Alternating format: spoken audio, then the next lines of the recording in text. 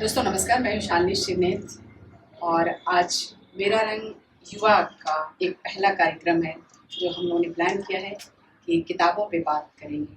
तो हिंद युग्म के साथ जो है, सॉरी मुझसे गलती हुई, और हम लोग शुरुआत कर रहे हैं और हमारी कोशिश रहेगी कि आगे भी हम इसी तरह किताबों पे बातचीत करते रहेंगे हिंदी के साथ मिलकर। तो आज हम जिस किताब पे बात करने जा रहे हैं प्रकृति करकेती की किताब है ठहरे हुए से लोग। तो आप सब देखें और आगे भी आप चाहते हैं कि हम लोग ऐसे कार्यक्रम करते रहें तो हमसे जुड़े, अपनी प्रतिक्रियाएं दें।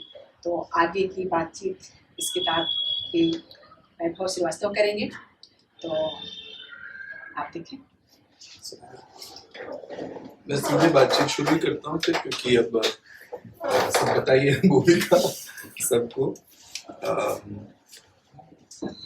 अमूमन रचना प्रक्रिया पे बात जैसे जाने से पहले या कहानियों पे पर से जाने से पहले मुझे लगता है सबसे पहले एक बात जो कई बार मैंने देखा है कि जो किताबों की दुनिया से जुड़े लोग हैं सिर्फ पाठक की हैसियत से उनकी तरफ से आती रहती है कि किताब छपी कैसे होगी, किताब की प्रक्रिया क्या रही होगी, राइटर ने कैसे अप्रोच किया होगा या राइटर को किसी ने अप्रोच किया होगा, वो क्या स्थिति बनी होगी, उसके बारे में उन्हें कम जानकारी रहती है। तो कई लोगों ने पूछा कि इस पर बात कभी करिए या इस पर कभी कुछ लाइए।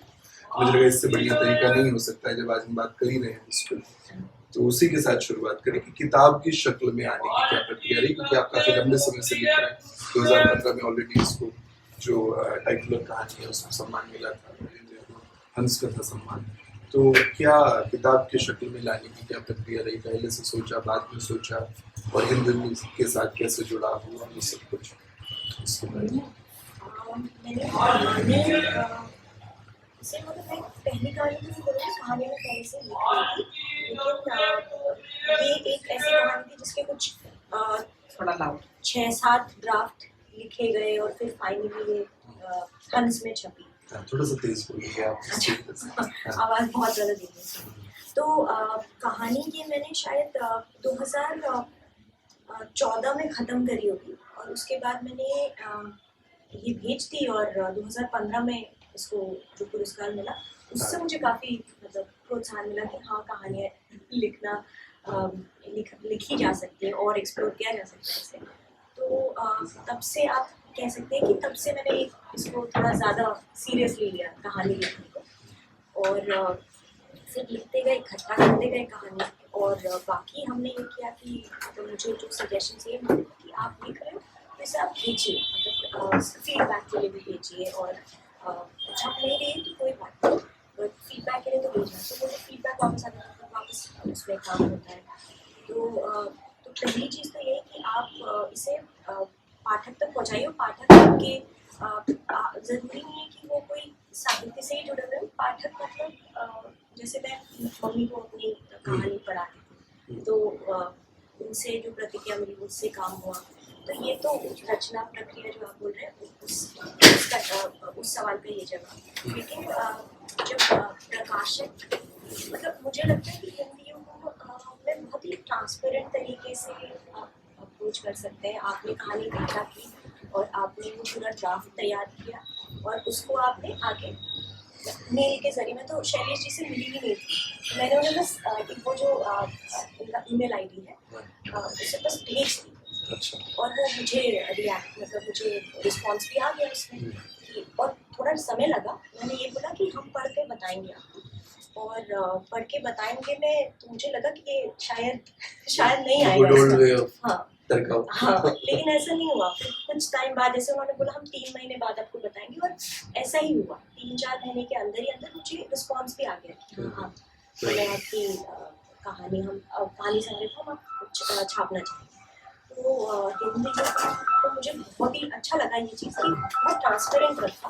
और मैं उनसे शैलेश जी से अभी जो हंस का एक इवेंट है तब मैं मिली उनसे, और वो पहले मिलते हुए किसी से मुझे इंट्रोड्यूस करा तो बोले थे ये लेकिए ये हमारी राइटर है, इनसे मैं पहली बार यहाँ मिल रहा हूँ और किताब छप गई है इनकी।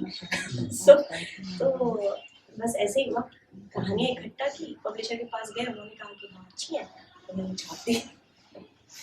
जो कि बहुत स्वस्थ तरीका, बहुत हेल्दी, आपने सही शब्द इस्तेमाल किया, स्वस्थ तरीका।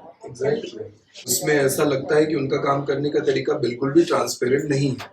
सबसे बड़ी समस्या ये आती है। और जब भी आप देखें अभी विनोद कुमार शुक्ल जी वाला जो प्रकरण हुआ था, उसमें भी ये बात बहुत हाईलाइट हुई, और अमूमन भी हम सब जानते हैं जो भी इस दुनिया से जुड़े हैं कि प्रकाशक बहुत ट्रांसपेरेंट तरीके से काम करने से बचते हैं, और राइटर्स के साथ बहुत अन्याय हो रहा है, और बाकी प्रकाशकों का भी अपना एक मत इसमें रहता है कि हमारा काम इतना कठिन है, आप नहीं समझते, इसलिए शायद आपको अन्याय लगता है।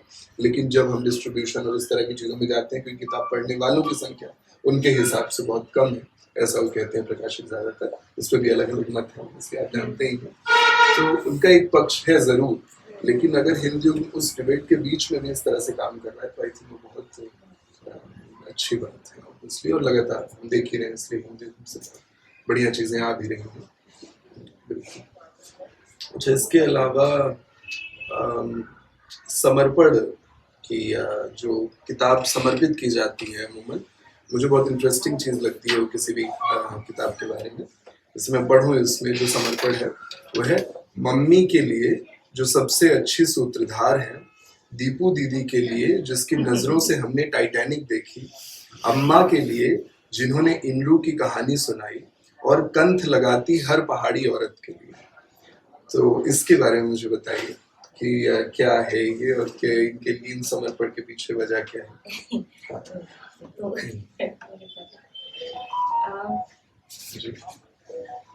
तो मम्मी के लिए जो सबसे अच्छी सूत्रधार है वो इसलिए क्योंकि वो सबसे अच्छी सूत्रधार है। हम सबकी जिंदगी में अक्सर ही ऐसा होता है कि पहली सूत्रधार सबसे अच्छी है, माँ जो है सबसे अच्छी सूत्रधार है।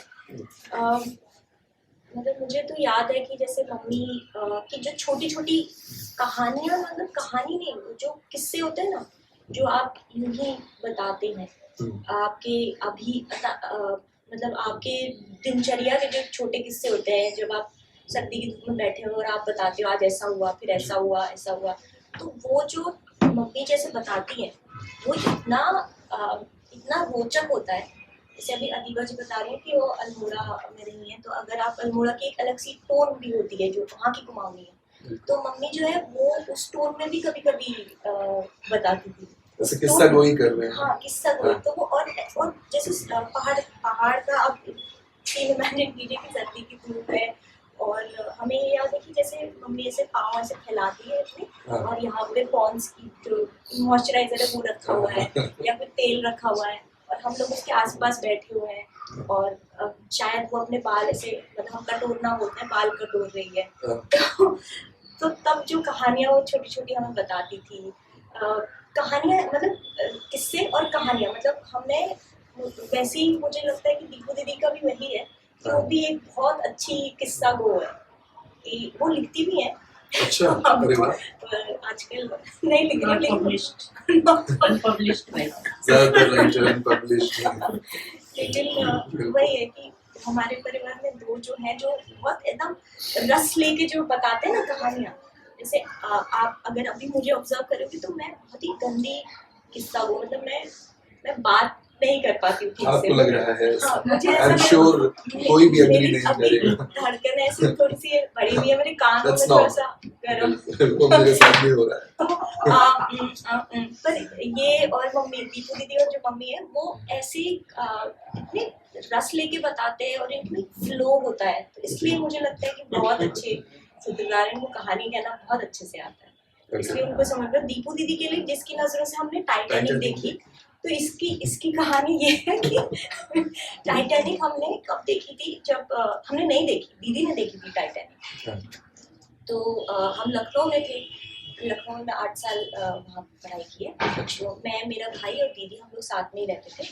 तो वो मुझे याद है, वो दिन नहीं याद है, तो मुझे वो सिनेरियो याद है, क्योंकि कुछ नहीं था, अंधेरा था, लाइट गई हुई थी, लखनऊ का वो कमरा लाइट गई हुई है, कुछ नहीं है, लेकिन वो ऐसे, अगर मैं इसको डिस्क्राइब करूँ कभी ऐसे, तो ऐसे करूँगी कि वो जो एकदम अंधेरा है ना, उसी में हमने फिल्म ऐसे चलती हुई देख ली, क्योंकि दीदी ऐसे बता रही थी टाइटैनिक में ऐसा हुआ, ऐसा हुआ। ऑफ कोर्स उसमें सेंसर करके ही बताया होगा दीदी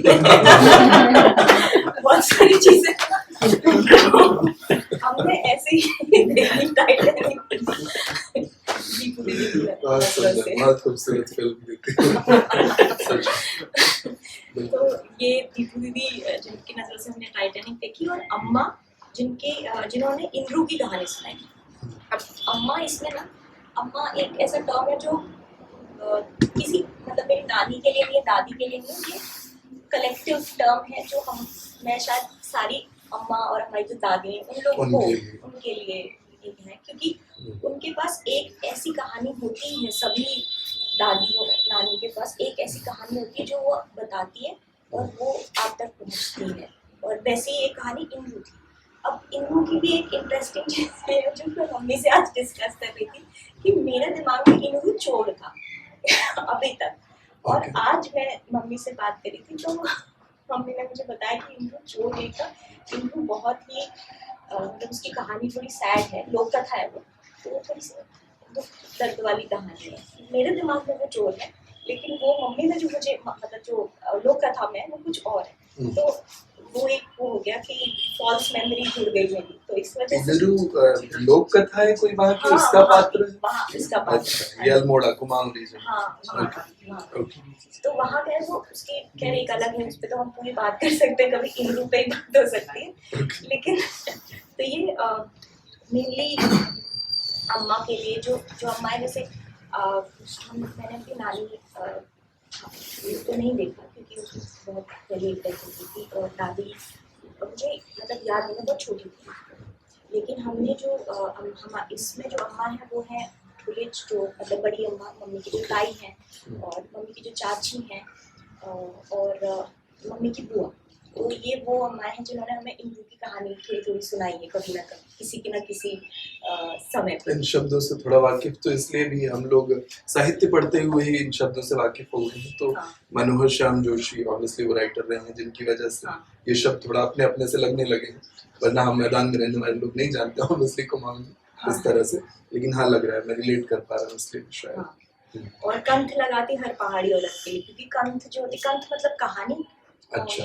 और लगाना मतलब वैसे ही जैसे मैंने बताया ना कि आप इस माहौल में बैठे हुए, या तो आप रात के समय पे पारिवारिक सा माहौल है और आप कहानी कुछ बना रहे हो, टिपिकल घर का वो कोजी माहौल के साथ कोजी जो माहौल है उसमें जो उसमें जो आप मूंगफली खाते हुए जो कहानियां सुनते हैं, तो वो कंठ सब रिलेट कर सकते हैं। कोई अमरूद खाने वाला नमक लगा के छत पे बैठ के धूप में होता होगा किसी के यहाँ, किसी के यहाँ से सब ऑब्वियसली। और दौरान जो कहानियां चलती है वो कंठ ही होती है, उसमें वो इंद्रू की भी हो सकती है या कोई और हो सकती है, तो कंठ लगाती। और लगाना मतलब कहानी कहना, तो ये डेडिकेशन के पीछे की बात है। अच्छा, मूलतः मतलब ये सारी कहानी कहने का सलीका एक एक करके किन लोगों से आपने सीखा है उसके लिए ये है, उसके लिए आपकी पहली कहानी की किताब तो अपनी भाषा में।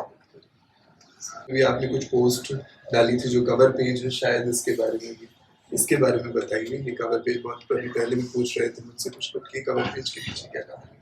इसके पीछे तो मतलब मुझे लगता है मिस्ट्री रहे तो अच्छा रहेगा क्योंकि इसके पीछे की कहानी इसके पीछे इसमें ना मैं हूँ ना वैभव है, ये कोई बस हमारे जान पहचान के कोई दोस्त हैं।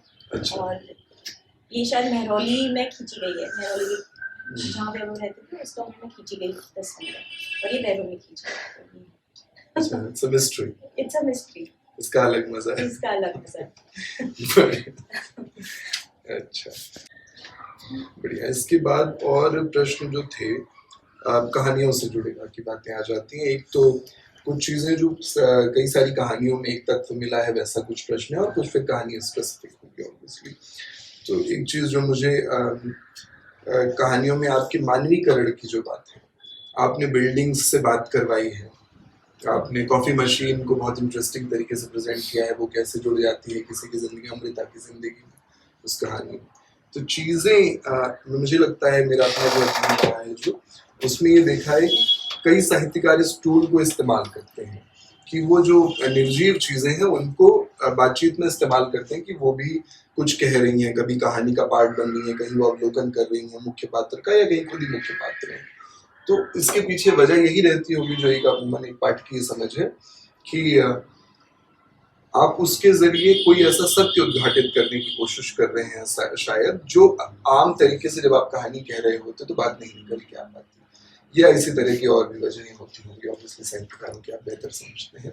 तो इस संग्रह में जो कहानियां हैं उसमें जो आपने इस्तेमाल किया है, सजग किया है, चाहे वो कृति से कवच उतार जो कहानी है जिसमें इमारत बात कर रही है उसके बारे में, या जैसे वापसी कहानी में जब वो दरवाजा कब्रिस्तान का सहयोग खोल रहा है तो वो जिस तरह हाफता हुआ सा खुल रहा है बिल्कुल मानवीय तरीके से, या कॉफी मशीन वाली बात उस कहानी में जिसमें अमृता के साथ वो रिश्ता जो फील करने लगती है, कॉफी मशीन के बारे में कुछ लिखने लगती है।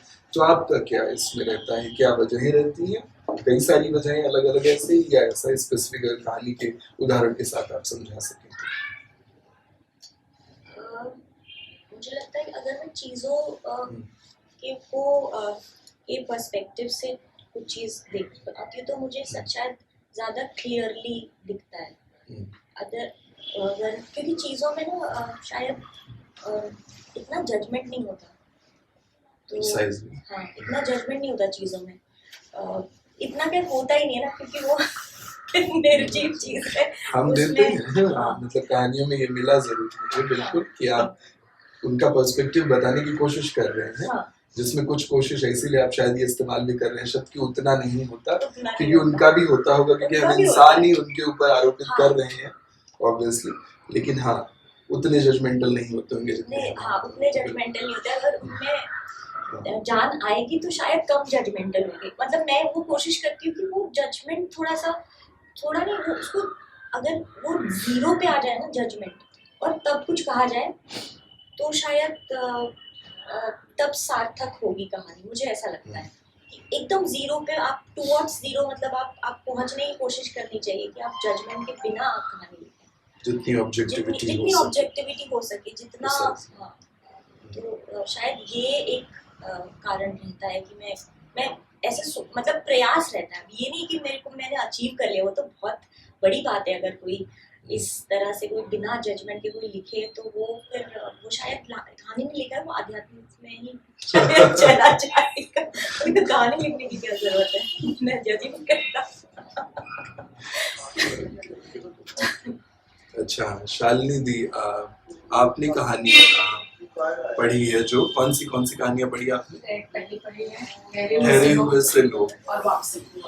आप बेहतर रहेगा कि आप उस कहानी के बारे में थोड़ा सा, मुझे ये जरूरी था कि एक इंटरेक्टिव थोड़ी सी बातचीत इस तरह से, क्योंकि वो कहानी है कि मैं ऑब्वियसली आई एम मेल, और कहानी जितनी जिस मुद्दे पे है रेप और उसके थ्रू जिस तरह मैंने से बात करा कि आपने संवेदनशीलता से उसको टच किया, मुझे लगता है ये बात इस तरह से होनी जरूरी थी।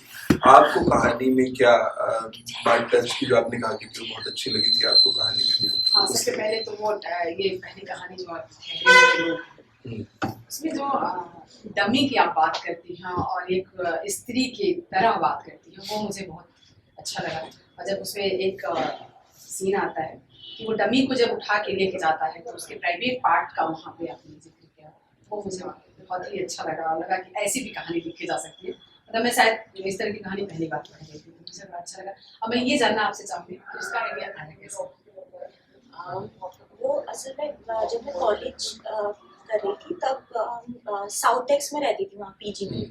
तो साउथ एक्स ऐसे पार्ट 1 पार्ट 2 जो है ना, वो दोनों ही ऐसी जगह है जहाँ पे बहुत ऐसे मतलब वो बहुत सुंदर मतलब मार्केट प्लेस है। वो बड़ा अच्छा सा एक मतलब मॉल कह लीजिए या क्या लीजिए। तो वहाँ पे ना जिस तरह से जो मैनिक्विन दिखती थी, जो बुत दिखते थे, वो किस तरीके से उन्हें कपड़े पहनाए जाते थे, उनके लहंगा, क्योंकि वहाँ पे आई थिंक डिज़ाइनर स्टोर्स काफ़ी सारे हैं।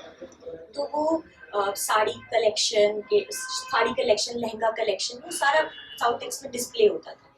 तो तब आते जाते वो शायद बात रह गई दिमाग में कि वो मतलब वो इमेज रह गई कि जिस नज़ाकत से वो बैठी, उनको बिठाया गया है, उनमें एक अलग नज़ाकत उन्हें दी गई। तो मैं बस उसके बारे में शायद वो सबकॉन्शियस में रह गया, और उसके बाद फिर वो अगर मैं इसको ट्रेस बैक करने की कोशिश करूँ तो शायद साउथ एक्स में वो मार्केट और कॉलेज के समय ही था ना जब वो इंसिडेंट भी हुआ था कॉलेज में।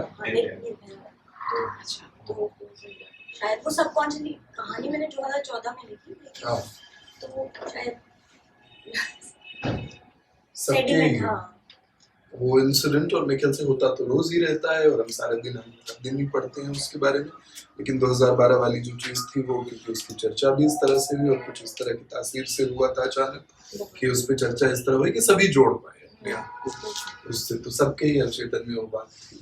क्योंकि हम मुनीरका में भी रहते थे, तो वो इंसिडेंट इस वजह से भी इतना ज़्यादा रहता है क्योंकि वो जो एरिया है ना, उस एरिया में हम रहते थे, मतलब वहाँ पे जो पीजी जो होता है वहाँ पे रहते थे, और शायद वो बस हमने भी पकड़ी है, तो वो एक अलग तरीके से इम्पैक्ट किया था, वो पूरा इंसिडेंट इतना ज़्यादा इम्पैक्ट किया था क्योंकि वो बस हमने कई बार ली थी और शायद वो उसी रूट से हम लोग कभी कभी गए, तो ये सारी चीज़ें मतलब जुड़ के। दूसरी वापसी मैंने पढ़ी थी, वो एक सीन आता है कि वो अपने घर में आ जाता है, मुझे उसको लगता है कि सपना देख रही है, फिर वो अपने घर में आ जाता है, वो देखता है कि कहाँ कहाँ पे इसके लिए कहीं कैसे कैसे, तो हम ये कैसे माने कि कोई व्यक्ति ऐसे आ सकता है। और वो पढ़ते हुए ये मैं सोच रही थी कि काश ऐसे आया जा सकता है कि हमारे जाने के बाद में हाँ आके देखें कि मेरे बच्चे क्या कर रहे हैं, मेरा पति क्या कर रहा है, मेरे जाने के बाद मेरा घर कैसे रखा है। तो इसमें हम चाहेंगे कि आपको ये आइडिया कहाँ से है, कोई आके देख सकता है। ये आइडिया मतलब मैं परिवेश की बात करती हूँ, परिवेश जो है वो जैसे एक समय में मैं बॉम्बे में रहती थी, मुंबई में रहती थी, तो जेवियर्स में जब मैं पढ़ती थी तो वहाँ का जो माहौल था वह उसमें जो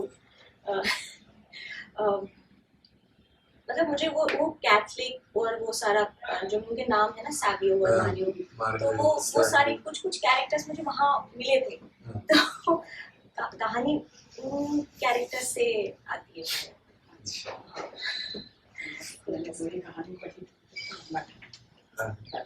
वापसी मेरी पसंदीदा कहानी रही इस पूरे संग्रह में, 13 कहानी में। वापसी का ऐसे मूल बात मोटी मोटी बता दूं तो उस कहानी में ये था कि एक औरत अपने बेटे के साथ रहती है, उम्र दराज है, और उसका पति काफी समय पहले मर चुका है। वो पति अचानक एक दिन मृत्यु के बाद कब्रिस्तान से वापस आ जाता है। आपकी नॉर्मल दिनचर्या चल रही है, आपका जिंदगी वैसे ही चल रही है, आप खाने की टेबल पे वैसे ही खाना खा रहे हैं, सब कुछ नॉर्मल हो रहा है, लेकिन वो व्यक्ति साथ में है जिसको जो मर चुका है। आप ये भी सोच रहे हैं कि ये शायद सपना है, आप ये भी देख रहे हैं कि नहीं सपना तो नहीं है, छू के देख रहे हैं तो सब कुछ हो भी रहा है। उस परिस्थिति में जो कुछ भी घटेगा और उससे जो कुछ भी सत्य निकल के आ सकता है हम सबके लिए, वैसी एक कहानी है, उसका बैकग्राउंड। तो वो मेरी फेवरेट कहानी, इसमें सबसे ज्यादा जो मुझे पसंद आई थी। उसमें जो प्रश्न शालिनी शायद करना भी चाह रही थी और मेरे लिए था भी वो प्रश्न, अभी परिवेश आपने बता दिया, और पात्र बड़े ऐसे हैं भी ऑब्वियसली कि आपने जो ऑब्जर्व किया होगा वो दिख रहा है उनके रहन सहन में, उसके बिना ऑब्जर्व किए इतने ऑथेंटिक पात्र नहीं निकलते। लेकिन ये कि ये जो प्रक्रिया है कि एक व्यक्ति जो मृत है कब्रिस्तान से उठ के आ रहा है और आके और गेट वगैरह हर चीज का इतना अच्छा डिस्क्रिप्शन है, बिल्कुल भाई वो इतना सहज है। मूल वो मुद्दा कि वो एक व्यक्ति जो मृत आ गया है, सपने और यथार्थ के बीच झूलती हुई बात कर रही है कहानी। आखिरी लाइन आपने इस्तेमाल की बात, तो क्या है इससे अचीव करने का प्रयास, और एक पाठक के रूप में ये समझ बन रही है कि हाँ इससे हम उस द्वंद्व को देख पा रहे हैं जो हम उस अपने किसी के जाने के बाद जिस द्वंद्व को जीते हैं, और ये भी कि अगर मृत व्यक्ति बात कर सकता तो वो कैसे देखता तुम्हारे रहन सहन को अब अपने जाने के बाद। लेकिन इससे इतर भी कुछ है क्या इसमें जो हम नहीं पकड़ पाए एक बार, और दूसरा ये कि जो बातें मैंने अभी बोली हैं इनकी क्या भूमिका रही जो आपने कहा। काफी सारे सवाल हो गए। ये क्या है, आपने काफी अच्छे से उसको वो कर दिया मेरे पास अब, और इसके अलावा जवाब देने के लिए कुछ बचा भी नहीं है। लेकिन अच्छा, मुझे पढ़ते हुए कहानी बार बार लगता है मैं कुछ गलत तो नहीं, कुछ छूट तो नहीं जा रहा मुझसे जो लिखना चाह रही है, प्रकृति में पकड़ नहीं पा रहा। तो मैंने वो कहानी 3-4 बार इसलिए पढ़ी है इस दौरान, जस्ट टू अंडरस्टैंड कि कुछ छूट तो नहीं रहा, क्योंकि प्रयास बड़ा अच्छा है, कुछ कहने की बात की, मैं कुछ गड़बड़ तो नहीं कर रहा हूँ, जो मैं समझ रहा हूँ वही उतना ही है क्या।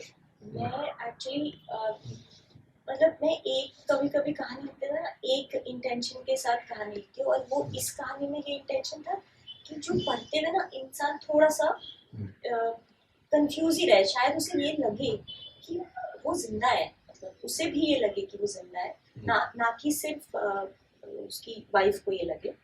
और वो अपने कई लोगों के ऐसे भी हैं कि शायद उसने आत्महत्या की है, ये मुझे पढ़कर किसी ने बताया, उन्हें ये लगा।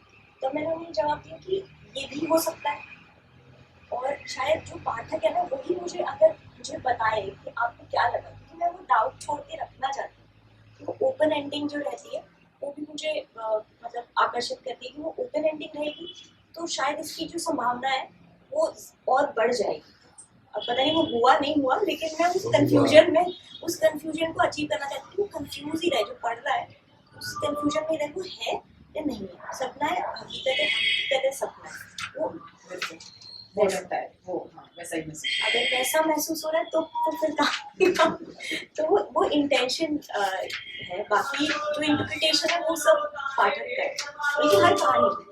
हाँ, एक नॉर्मल सी जिंदगी जीती थी, नॉर्मल सी शादी होती है, सब कुछ बिल्कुल जैसा आमतौर पे चलता है, लेकिन फिर आगे पता चलता है कहानी में कि वो पागल हो गई है, सड़कों पे वो बिना कपड़ों के निर्वस्त्र घूमती है। ऐसी कहानी और बहुत संवेदनशील कहानी है, तो इस फिल्म में थी। तो अक्का महादेवी का इसमें आपने जिक्र किया था, और वो एक ऐसा पात्र, मतलब एक ऐसी इतिहास की ऑब्वियसली इंसान रही है जो मुझे अपनी पढ़ाई में भी बहुत उनका असर पड़ा है। मैं बार बार जब भी उनको भक्ति काल पढ़ते हुए देखता हूँ, या गगन गिल का उन पे बहुत अच्छा आलेख है, बड़ा खूबसूरत, हो गया आपने शायद पढ़ा होगा, मैंने पढ़ा था। तो मुझे बार बार पता नहीं उनकी कविताएं, अक्का महादेवी की, उनका व्यक्तित्व, जिस तरह वो जीती थी, जिस समय में वो जीती थी, वो बहुत असर डाला है उस चीज़ ने भी मुझ पे कई बार बार मेरा मन उधर जाता है। तो चंदू और गैर चंदुओं के बीच वो कहानी, जो मेन पात्र है, वो जिस तरह रही है, और अचानक से जो एक नॉर्मल जिंदगी से निकल के और वैसे ही बिना कपड़ों के निर्वस्त्र सड़कों पे घूमने लगती है, और कई जगहों पे ऐसा एकदम स्पष्ट रूप से आप कह भी देते हैं कि वो अपने आदिम रूप में आ गई है, हवा की बेटी, हवा के तरीके से आ गई है। ऐसे ही कभी हवा चली होगी, और तब किसी ने इस तरह शायद नहीं देखा होगा जैसे अभी किसी नंगी स्त्री को सड़क पे चलते हुए देखते। तो वो ये जो कहानी है, और अक्का महादेवी का जिसमें लाया आपने जिक्र है, उसके बारे में थोड़ा बताइए कि अक्का महादेवी पर आप क्यों गई, क्या उनका आपसे रिश्ता रहा है, और ये कहानी के पीछे की प्रेरणा वजह, ये सब। एकदम अगर ईमानदार, मतलब मैं ईमानदारी से जवाब दूँ तो मैंने बहुत नहीं पढ़ा है। मैं असल में एक किताब पढ़ी थी, इंडिया डिसेंट्स, तो वो एडिट की है शायद अशोक वाजपेयी जी ने एडिट की है, और वो मतलब इंग्लिश में है। और इंडिया डिसेंट्स उसमें ना बहुत इंटरेस्टिंग कॉन्सेप्ट भी है कि इंडिया, भारत में कब से डिसेंट शुरू है। तो जो अक्का महादेवी, वो डिसेंट उन्होंने जो किया वो डिसेंट ही है एक तरीके से, कि मैं नकार देती हूँ और मैं अलग तरीके से रहती हूँ।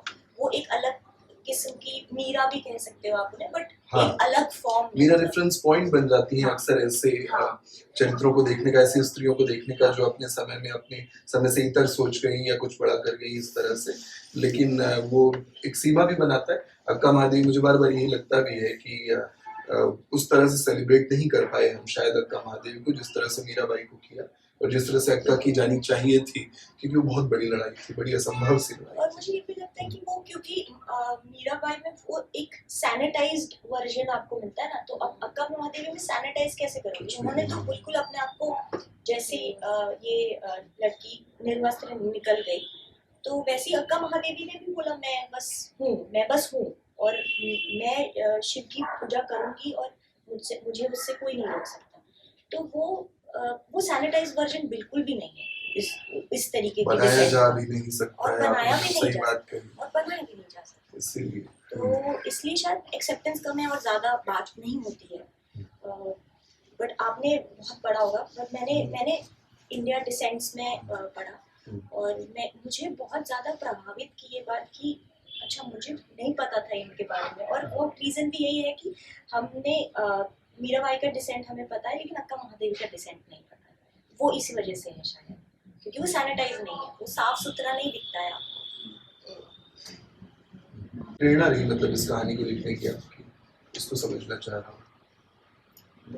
अच्छा, मैं वही मतलब वो सैनिटाइज वर्जन नहीं है। और जैसे ये जो पात्र है, जो यूके जो निर्वस्त्र निकल गई है, वो एक बार टाइम्स ऑफ इंडिया का आर्टिकल नहीं था, एक बार बस एक तस्वीर आई थी, वो भी बहुत स्ट्रेंज सी बात है, बड़ी अजीब सी बात लगती है मुझे अब मैं जब उसको समझती हूँ। जब मेरे ख्याल में मैं 9th स्टैंडर्ड में होंगी, तब एक न्यूज़पेपर में एक बस फोटो देखी थी मैंने कि एक लड़की है, जैसे इसमें डिस्क्रिप्शन है ना कि वो गदा लेके एक बेसबॉल बैट लेके, वो एग्जैक्टली एक लड़की ऐसे निकली थी और उसकी फोटो आई थी टाइम्स ऑफ इंडिया में। ये मुझे याद है, निर्वस्त्र लड़की एक निर्वस्त्र का बैट लेकर निर्वस्त्र निकली। नहीं थी, ब्रा और पैंटीज पहनी थी और बेसबॉल का बैट था और वो चली थी और उसकी फोटो थी बकायदा। और उसमें अब मुझे याद नहीं क्या वो कोई परफॉर्मेंस पीस था या वो एक्चुअल में था, लेकिन उसमें ये लिखा हुआ था कि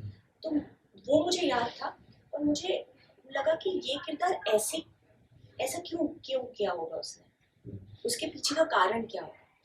तो वो कारण ढूंढते ढूंढते फिर ये कहानी इस तरह से बन गई। और मुझे फिर वो जब मैंने इंडिया डिसेंस पढ़ा और उसमें मैंने अक्का महादेवी के बारे में पढ़ा, तो मुझे एक क्लियर एक पैटर्न सा कुछ दिख रहा था। तो वो पैटर्न एक तरह से जुड़ गया, उसका मतलब it made sense that they should come together.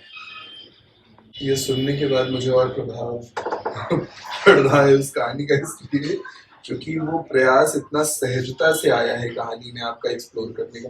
मुझे लगा शायद उसके पीछे प्रेरणा ऐसी कोई घटना रही होगी जहाँ लोग मतलब एक कपल रहा होगा, पति पत्नी रहे होंगे, जो आपने देखा होगा या कभी पढ़ा होगा, जिसके बारे में जिनके बीच परिस्थिति ऐसी बनती चली गई कि स्त्री ऐसा करने पे मजबूर है। कई बार हम नॉर्मल जिंदगी जी रहे होते हैं, हमें खुद नहीं पता चलता हम कितना अन्याय करते चल रहे हैं अपने आसपास के लोगों के साथ। इस तरह की कंडीशनिंग है हमारी, हम पितृसत्तात्मक समाज से आते हैं, कैपिटलिस्ट सोसाइटी, वॉटएवर जितने भी टर्म्स हम इस्तेमाल कर लें, हम वो हमें ही डिफाइन करने के लिए बनाए गए हैं, हमारे लिए ही वो गालियाँ तैयार हुई हैं, तो हमें पता नहीं चलता। तो मुझे लगा था कि शायद ऐसा कोई आपने कपल या ऐसा कोई ऑब्जर्व किया होगा, कहीं पढ़ा होगा उसके बारे में और उसकी जिंदगी एक्सप्लोर।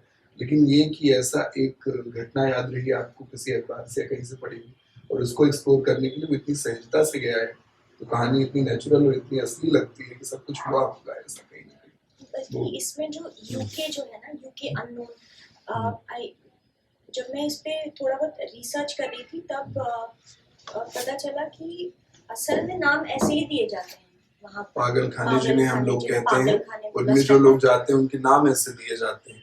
तो जो मेन पात्र है इसका, उसका नाम यूके और साथ में नंबर लगा हुआ है, अननोन दिस नंबर। हाँ एग्जैक्टली, यूके 3052। तो यूके 3052 इसी वजह से मैं पढ़ते पढ़ते मुझे ये पता चला कि उनका नाम मतलब वो गुमनाम ही है। और आपने अगर देखा होगा कि हमारे जो गलियां हैं उनमें बहुत सारे लोग ऐसे दिखते हैं, अक्सर दिखते हैं, हर जगह दिखते हैं। और वो मुझे मुंबई में याद है, उनको हम सीमा बुलाते थे, दीदी को भी याद होगा। वो यूं ही घूमती थी और उनके बारे में हमने यही सुना था कि इनके साथ कुछ हुआ है, इनके बहुत गलत होता था। तो ये और उसके वो वहाँ पहुंची, तो वो कैसे पहुंची, तो वो शायद ये हो सकता है या हमें पता नहीं है। मतलब हम छोटे थे तो हमें कुछ कर सकते थे, लेकिन हममें से सभी ने लगभग देखा होगा अपने आस पड़ोस में कहीं न कहीं ऐसे जिन्हें पागल कह देते हैं, और हम भी पागल ही कह के ऑब्वियसली आगे बढ़ जाते हैं। लेकिन लेखक की संवेदनशीलता वो होती है, और इनमें से सब में ही है बर्डिंग बीज, तो सब में ही लेखन के रहते हैं। जो भी जितना संवेदनशील हो जाए, और फिर उसे भले ही आप अनपब्लिश्ड वाली जो बात की, ज्यादातर लेखक तो अनपब्लिश्ड ही है, वो अपनी डायरी में लिखते हैं। अब तो कई सोशल मीडिया है तो पोस्ट डाल देते हैं, व्हाट्सएप पे स्टेटस 2 लाइन का डाल देते हैं, वरना पहले तो ये भी जरिया नहीं था। आप अपनी डायरी में ही लिखते थे। डायरी भी ऐसी कि छुपानी पड़ती थी घर से ज्यादातर लोगों को, क्योंकि आपने कुछ ऐसा लिखा है जिसका कोई इंटरप्रिटेशन कर लेगा। तो लड़कियों को तो हमेशा ही छुपानी पड़ती थी, लड़के तो कभी कभार। वैसे भी लेखक होने की शर्त पब्लिश्ड होना नहीं है। बिल्कुल बिल्कुल, लेखक का काम है लिखना। कहा भी इसीलिए मैंने कि ज्यादातर लेखक अनपब्लिश्ड है। हाँ, अनपब्लिश करने की भी जरूरत है। एकदम सच बात है। इसका मतलब हम सब लेखक हैं। हाँ, लेकिन जो छप जाते हैं वो शायद औरों की जिंदगी पे भी कुछ असर डाल पाते हैं। इसलिए अगर ऐसा हो जाए तो हमारा लाभ हो जाएगा। ये हमारा सेल्फिश रीजन है कि लिखने वाले छपे भी जरूर, बाकी हम उनके लिए कभी भी जरूरी नहीं है। हम सभी लिखते हैं अपनी डायरीज में कहीं ना कहीं कुछ ना कुछ। चाइल्ड सेक्सुअल अब्यूज एक ऐसी चीज है जो मेरा अपना जो अनुभव रहा है सोशल सेक्टर में थोड़ा काम का पिछले 8-9 बरस से एनजीओ वगैरह के साथ, और ऐसे भी नॉर्मली लोगों से इंटरेक्शन में बहुत सारे। मुझे ऐसा कोई व्यक्ति याद नहीं आता मेरे जीवन में, अतिशयोक्ति लग सकती है किसी को, मेरे साथ सच में ऐसा हुआ है, ऐसा एक व्यक्ति याद नहीं आता मुझे मेरे जीवन में जिसने मुझे ये ना बताया हो, अगर मैंने इस बारे में बात करी हो तो, पूछा हो तो कभी, कि चाइल्ड सेक्सुअल अब्यूज उसका नहीं, मेल हो वो फीमेल, फीमेल के बारे में हम बात कर लेते हैं अक्सर, मेल वाली बात थोड़ा कंपैरेटिवली कभी हुई है जब वो बच्चे हैं, लेकिन बच्चों ने सबने ये सहा। ये गजब की ओवर सेक्सुअलाइज्ड सोसाइटी है, सैनिटाइज्ड माहौल बना के रहने वाली, लेकिन ये सबके साथ है। मेरा अपना व्यक्तिगत अनुभव अपना, तो हम सबको बड़ा तकलीफ देगा। मैं बहुत सरप्राइज हुआ हूँ इस बात से, फिर से आपके लिए बहुत धन्यवाद आपको कि वो कितना असर डाल सकता है किसी के जीवन में, जबकि सबको ना दिख रहा हो पूरी दुनिया में कि ये बात असर डाली होगी हम पे। ये बात इतनी ज्यादा आपने संवेदनशीलता से और गहराई से टच की है दिव्यांशु के साथ। इस अवचेतन पर मुकदमा कहानी में दिव्यांशु नाम का एक पात्र है जिसके साथ चाइल्ड सेक्सुअल अब्यूज हुआ, तो जो असर उस पर पड़ता है, वो टॉपर बच्चा है, वो हर चीज में अव्वल रहता है, सबसे ज्यादा आगे रहता है और सबके लिए प्रेरणा स्रोत है, एकदम परफेक्ट बच्चा है, और अचानक से आप देखते हैं कि उसकी जिंदगी पे ऐसा असर पड़ता है, धीरे धीरे डरने लगता है, उसकी ग्रेड्स पे असर पड़ता है, उसकी सोशल प्रेजेंस पे असर पड़ता है आसपास के लोगों पे, और ये चीज उसके घर वाले भी शायद ऑब्जर्व नहीं कर पा रहे, उनके लिए सिंपल पढ़ाई में कमजोर होता चला जाता है, जैसी बात एक जुमले में निपट जाती है। तो इतनी संवेदनशीलता से पहचान पाना इस बात को और उसको देख पाना कोई बहुत कठिन काम होगा मुझे लगता है, लेकिन ये इतना ज्यादा है और हर तरफ है। लिखते समय जैसे मुझे पढ़ते समय हमेशा आता है कि कोई सॉल्यूशन है, कोई रास्ता है, कोई तरीका है इससे निकल पाने का, क्योंकि जो हम बचपन में झेल रहे थे अभी के बच्चे भी वही झेल रहे हैं और आसपास हर तरफ ही हो रहा है। कोई रास्ता, कोई तरीका निकालने की भी एक बहुत इच्छा आती होगी ना, कुछ निकल आए रास्ता, रेप रुक जाए, कुछ रास्ता निकल आए कि चाइल्ड सेक्सुअल अब्यूज रुक जाए, एक बहुत इच्छा त्वरित आती है उस रिगार्डिंग। कुछ इसको लिखते हुए सोचते हुए मन में आया था, कुछ कर पाए, कुछ आसपास कुछ कर पाए, ऐसा कुछ लिखते हुए तो नहीं, लेकिन जैसे मैं खुद अभी थेरेपी कर लेती हूँ,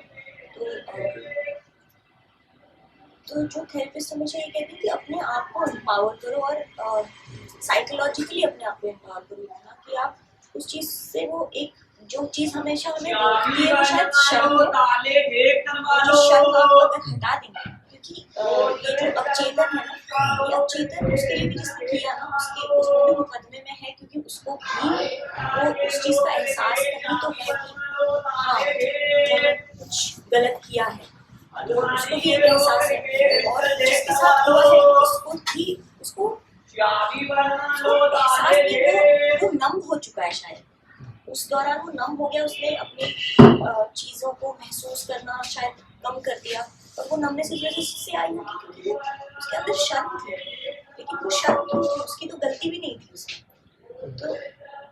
तो वो शर्म, तो थेरेपिस्ट हमेशा मुझसे यही कहते हैं कि अपने आप को साइकोलॉजिकली इस तरह से एम्पावर कीजिए कि आपकी जो शर्म है ना वो हट जाए, क्योंकि आपने जब कुछ गलत नहीं किया है और आपको कोई शर्म आपको रोक रही है, तो वो शर्म खत्म होनी चाहिए। ये तो एक बहुत लेटर स्टेज की है, लेकिन एकदम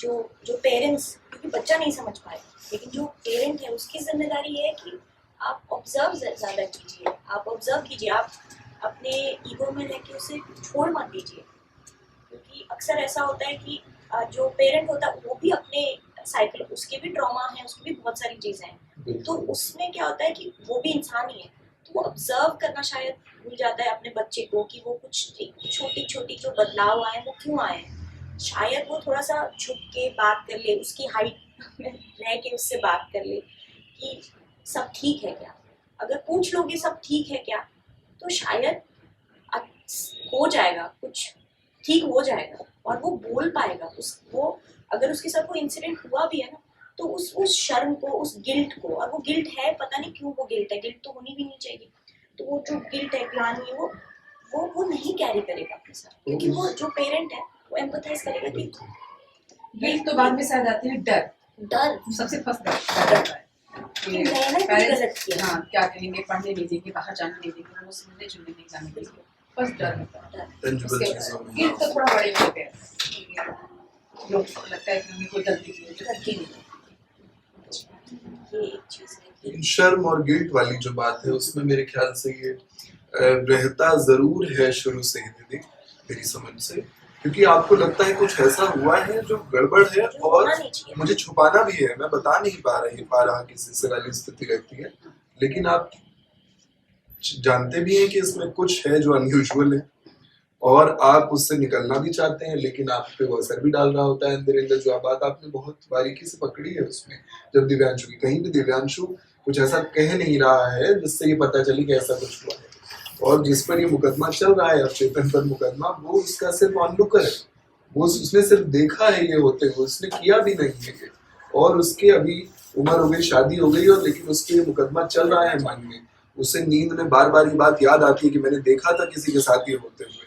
अब में से कई लोगों ने शायद देखा भी होगा इस चीज को, अपने साथ वाला तो जो रहता है वो तो होता ही है, लेकिन किसी को देखना भी एक ट्रॉमा होता है, तो वो ट्रॉमा भी यहाँ पकड़ा गया, और साथ ही साथ उस आदमी का भी, उसका, उस बच्चे का भी पकड़ा गया जिसके साथ ये हुआ था, उसका क्या हुआ क्या रहा बाद में, और वो कई चीजें आप ऑब्वियसली ओपन एंडेड जानने को छोड़ के इस तरह देते हैं कि वो तभी शायद ज्यादा तासीर भी पकड़ पाते हैं उस बात से।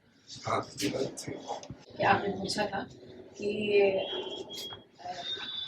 एक बात आती होगी दिमाग में कि क्या करें, कुछ करें ऐसा कि किसी के साथ रेप ना हो, किसी तरह का अब्यूज ना हो, तो इसके लिए क्या करना चाहिए। तो मैं बार बार ये चीज़ें देख रही हूँ आजकल, तो देख रहे हो, मैं ज़्यादा ही देख रही हूँ, मेरे पास बहुत सारे केसेस भी आते हैं क्योंकि मैं ग्राउंड पे काम कर रही हूँ, तो चाइल्ड अब्यूज के कम आते हैं लेकिन डोमेस्टिक वायलेंस के ठीक ठाक आते हैं। तो मुझे लगा, जो इतना दिन से महसूस है, इसमें परवरिश जो है मेन बात है इसको बचाने की, कि आप अपने घर में अगर कोई लड़की है, आप उसको सिखा रहे हैं कि तुम पर्दे में रहो, और लड़के को नहीं सिखा रहे हैं कि तुम पर्दे में रहो, क्यों भाई? इक्वल होना चाहिए ना दोनों के साथ। अगर ये कपड़े में नहीं है तो आपको भी नहीं कपड़े में होना चाहिए। तो ये जब बात समझ में आ जाएगी कि ये लड़की है और ये लड़का है, अलग नहीं है, दोनों ही मनुष्य हैं, तो मुझे लगता है कि ये चीज़ रुकने लगेगी। या दूसरी ये कि जिस तरह हम लड़कों की परवरिश करते हैं, खाने पीने से लेके पढ़ाई लिखाई, बाहर जाना आना, जिस भी तरह का, उसी तरह लड़की के साथ करेंगे और दोनों को सिखाएंगे कि किसी के साथ हम गलत नहीं करेंगे। लड़का कुछ गलत करके आता है तो हमें लगता है कि लड़का है, लड़की की बेइज्जती होगी। रेप जो होता है, तो अभी तो फिर भी थोड़ा ठीक हो गया, पहले रेप जब होता था तो लड़कियों को घर में ही जो है बंद कर दिया जाता था, बाहर नहीं निकलने दिया जाता। तो ये चीज़ सिखानी है कि उसके साथ रेप हुआ है, इसने किया है तो ये गलत है, इसके साथ हुआ है वो नहीं गलत है। तो मुझे लगा अभी तक जो कि परवरिश जो है दोनों की बराबर करनी चाहिए, दोनों को समझ डेवलप करनी चाहिए कि भाई हम किसी के साथ गलत ना करें, लड़का है या लड़की है, कि हम किसी के साथ गलत ना करें। तो ये थोड़ा सा रोकथाम में फायदा होगा। बाकी अब किसी का सवाल हो तो मैं बस एक बात कहना चाहूँगी कि आपकी जो कहानी का नाम अब चेतन पर मुकदमा, मैंने कहानी नहीं पढ़ी ऑनेस्टली बताऊँ तो, लेकिन मुझे ये नाम बहुत अच्छा लगा क्योंकि कहानी में क्या है मुझे नहीं पता, लेकिन इससे गुजरे हम बहुत हैं और लगभग हर बार हर कुछ दिनों में ये गुजरना होता है। अभी कुछ दिनों पहले मैं गरिमा श्रीवास्तव की किताब पढ़ रही थी, दे ही देश, कुछ दिन काफ़ी दिन हो गए उसे पढ़े हुए, लेकिन वो वक्त मेरे लिए ऐसा था कि वो किताब पढ़ते पढ़ते मुझे बहुत ज़्यादा ये बात आई थी कि मुझे लगा कि ये चाइल्ड सेक्सुअल अब्यूज़ से लेके बड़े होने के बाद तक की जो भी अब्यूज़िव चीज़ें होती हैं औरतों के साथ, बच्चों के साथ, सभी के साथ, जो कि वैभव ने कहा भी कि सबके साथ होती है, तो वो बार बार जैसे अचानक से कुछ हो जाए और वो ठक से पड़ता है कि हाँ ये हुआ था कभी हमारे साथ, या कोई किताब पढ़ के, किसी का कुछ देख के, किसी का कुछ सुन के, मुझे लगता है कि हम कोई इस ऐसी स्मृति से खाली हों, ऐसा नहीं होगा शायद सभी। तो वो नाम मुझे बहुत अच्छा लगा। मैं कहानी पढ़ी तो देखते हैं कैसा, मैं कैसे जैसा सोच रही हूँ वैसा है या कुछ और।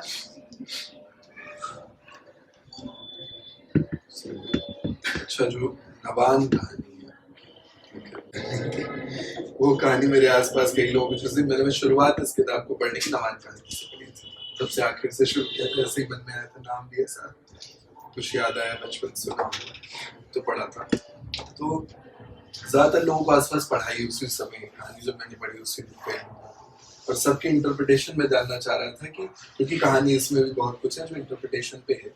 एक परिवार है, गांव में रहता है, दुकान चलाता है, दुकान पे नवान सल्फास जहर जैसा बेचता है और लोग उसे ले जाते हैं। ऑब्वियसली किसी के घर कुछ बुरा हो गया है, किसी को किसी बात से दिक्कत है, चिढ़ है, आज मरने का मन हो गया है मेरा, तो मैं पी लेता हूँ करके, और समाव वो फेल हो जाता है नवान मारने में आपको, लेकिन नाम आपका हमेशा बदनाम हो जाता है। ये तो वह जो सल्फास खाई थी, इसने मरने का प्रयास किया, इसने आत्महत्या की कोशिश की।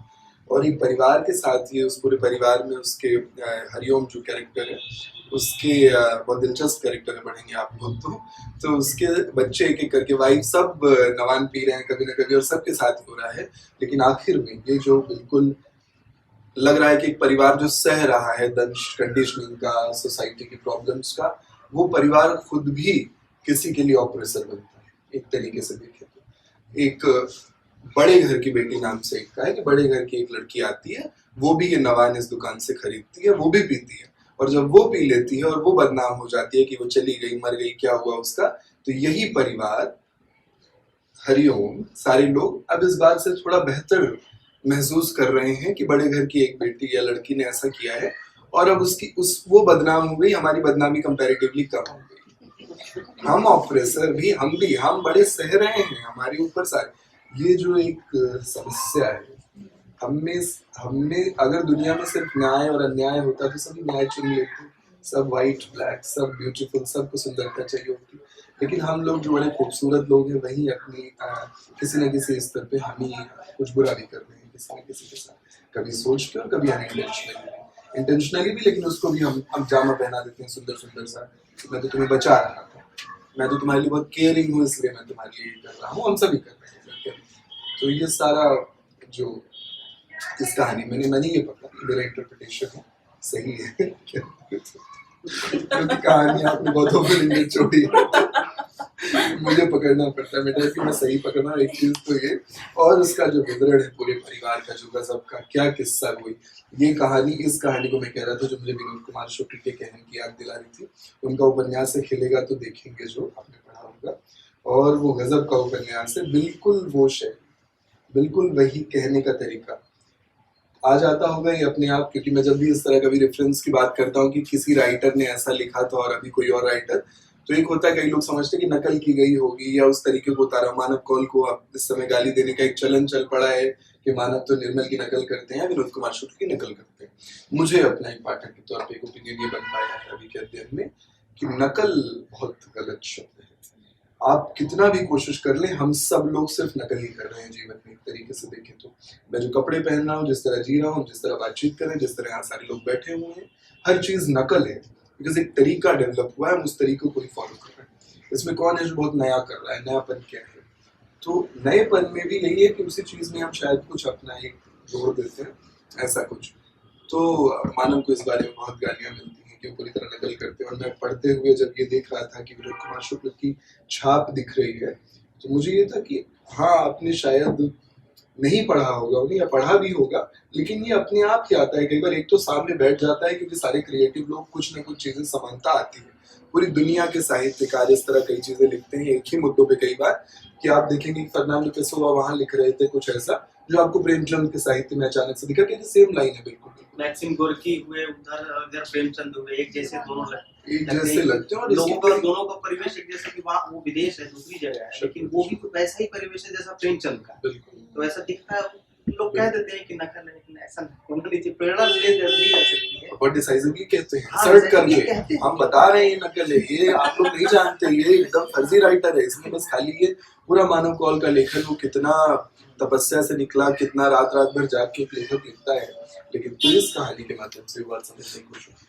विनोद कुमार शुक्ल का असर आपने नहीं सोचा होगा, आपने नहीं प्लान किया होगा, लेकिन ऐसा आ जाता है। मैं बोली हूँ, मैंने शायद प्लान किया। अच्छा। मैं तो एक्सेप्ट करने में मुझे कोई उसमें उसमें प्रॉब्लम नहीं है कि मैं उसको एक्सेप्ट करूं, क्योंकि ये कौन सिरा है उस बात का कि हाँ भाई है तो है। हाँ, मतलब हम कैसे कर सकते हैं भाई, नकल है तो नकल। मतलब वो ऐसे होगा कि जो आप बोल रहे हैं खिलेगा तो देखेंगे, वो मैंने नहीं पढ़ी है। Okay. मेरे पास बल्कि वो किताब एक बार आई थी, फिर वो किसी दोस्त ने मुझे दी थी, फिर वो वापस ले ली।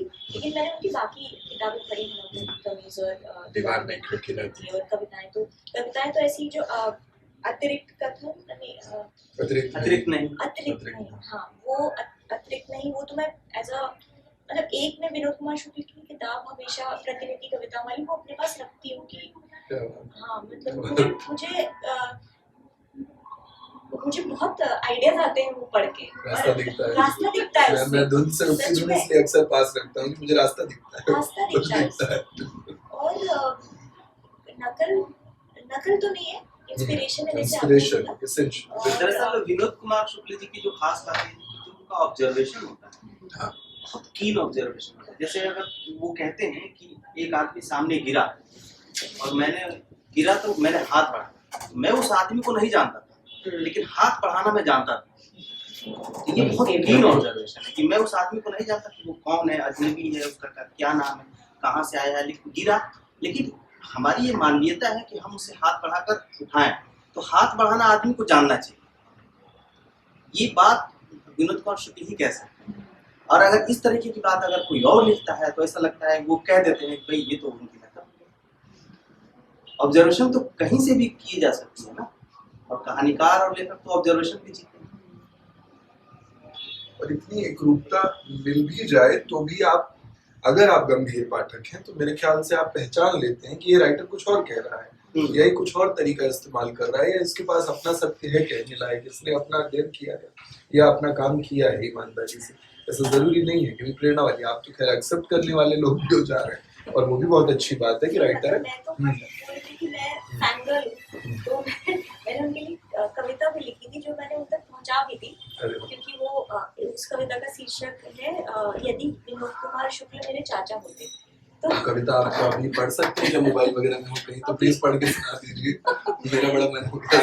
मैं बोल के आपको पढ़ के जरूर बताऊंगी। तो उस कविता का शीर्षक है और मैंने उन तक पहुँचा भी थी, और वो वरुण ग्रोवर उनका एक सेशन था, तो वरुण ग्रोवर ने मैंने उनको बस वरुण ग्रोवर को टेक्स्ट किया था कि आप ये प्लीज किसी तरीके से आप मिल रहे हैं तो आप उनको ये बस सुना दीजिएगा, बोला कि आपकी एक मुरीद है वो ये लिखी आपके लिए कविता, और कुछ रिटर्न में कुछ नहीं, बस ये आप तक पहुंच जाए। तो उन तक पहुंची, और उन्होंने फिर बाद में मुझे एक छोटी जगह भेजी, और उसमें उनकी जो किताब है जो एक तारा से आई है, और उसमें उन्होंने मैसेज भी लिख के भेजा कि आपकी कविता मेरी कविता है। बहुत ही सुंदर सा मैसेज है, और तो मेरे पास वो किताब, तो मैं फैन गर्ल हूँ, तो मैं एक्सेप्ट करने में मुझे कोई परहेज नहीं है कि अगर उसमें आई है तो ये मेरे लिए। जैसे एक सवाल मेरा भी है कि आप किन राइटर्स को पढ़ती हैं आमतौर पे, और एक चीज़ और कि कौन से वो राइटर थे कि लेखक बनने की प्रक्रिया में उन लेखकों का भी योगदान होता है जिनको पढ़ता है कभी भी अपने बचपन में या अपने कॉलेज के दिनों में, तो उसमें उस प्रक्रिया में कौन से ऐसे लेखक थे जो हमेशा साथ रहे?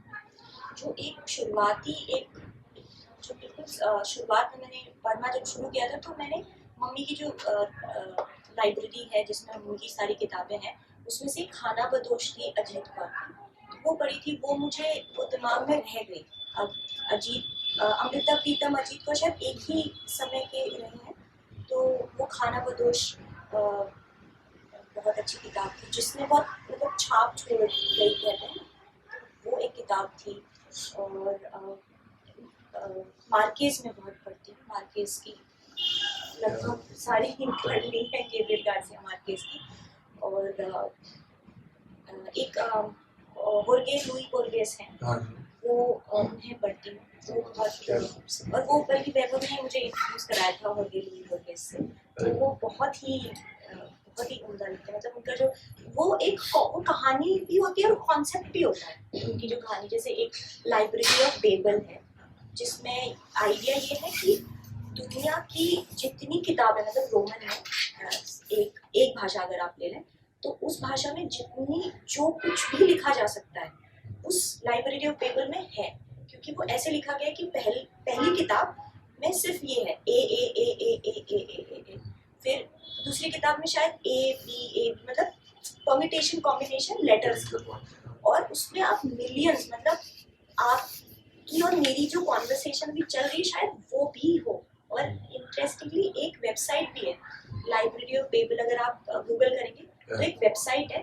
तो आप उस पर देख सकते हैं कि वो इतनी मतलब इनफाइनाइट लाइब्रेरी है, उसमें हर चीज़ पॉसिबल है, मतलब इतना बड़ा यूनिवर्स है। तो वो कॉन्सेप्ट भी है, वो कहानी भी है, तो वो मुझे बहुत इम्पैक्ट करते हैं। कि आप अगर जानेंगे ना तो आप हंसेंगे कि ये इस पे क्यों है, क्योंकि इसकी मिस्ट्री कुछ नहीं है, ये बस कॉन्सेप्ट। तो अब तो जान लेते हैं हाँ, प्लीज। कॉन्सेप्ट तो राइटर बताइए। कॉन्सेप्ट में राइटर ने बता- मुझे बोला कि इमेजेस इज हाँ। ओके ले बताइए, 2-4 ऑप्शन मैंने देखा है। इंटरप्रिटेशन है उस फोटो, कोई भी फोटो जो भी ऑब्जर्वर है वो उसका इंटरप्रिटेशन है, तो राइटर का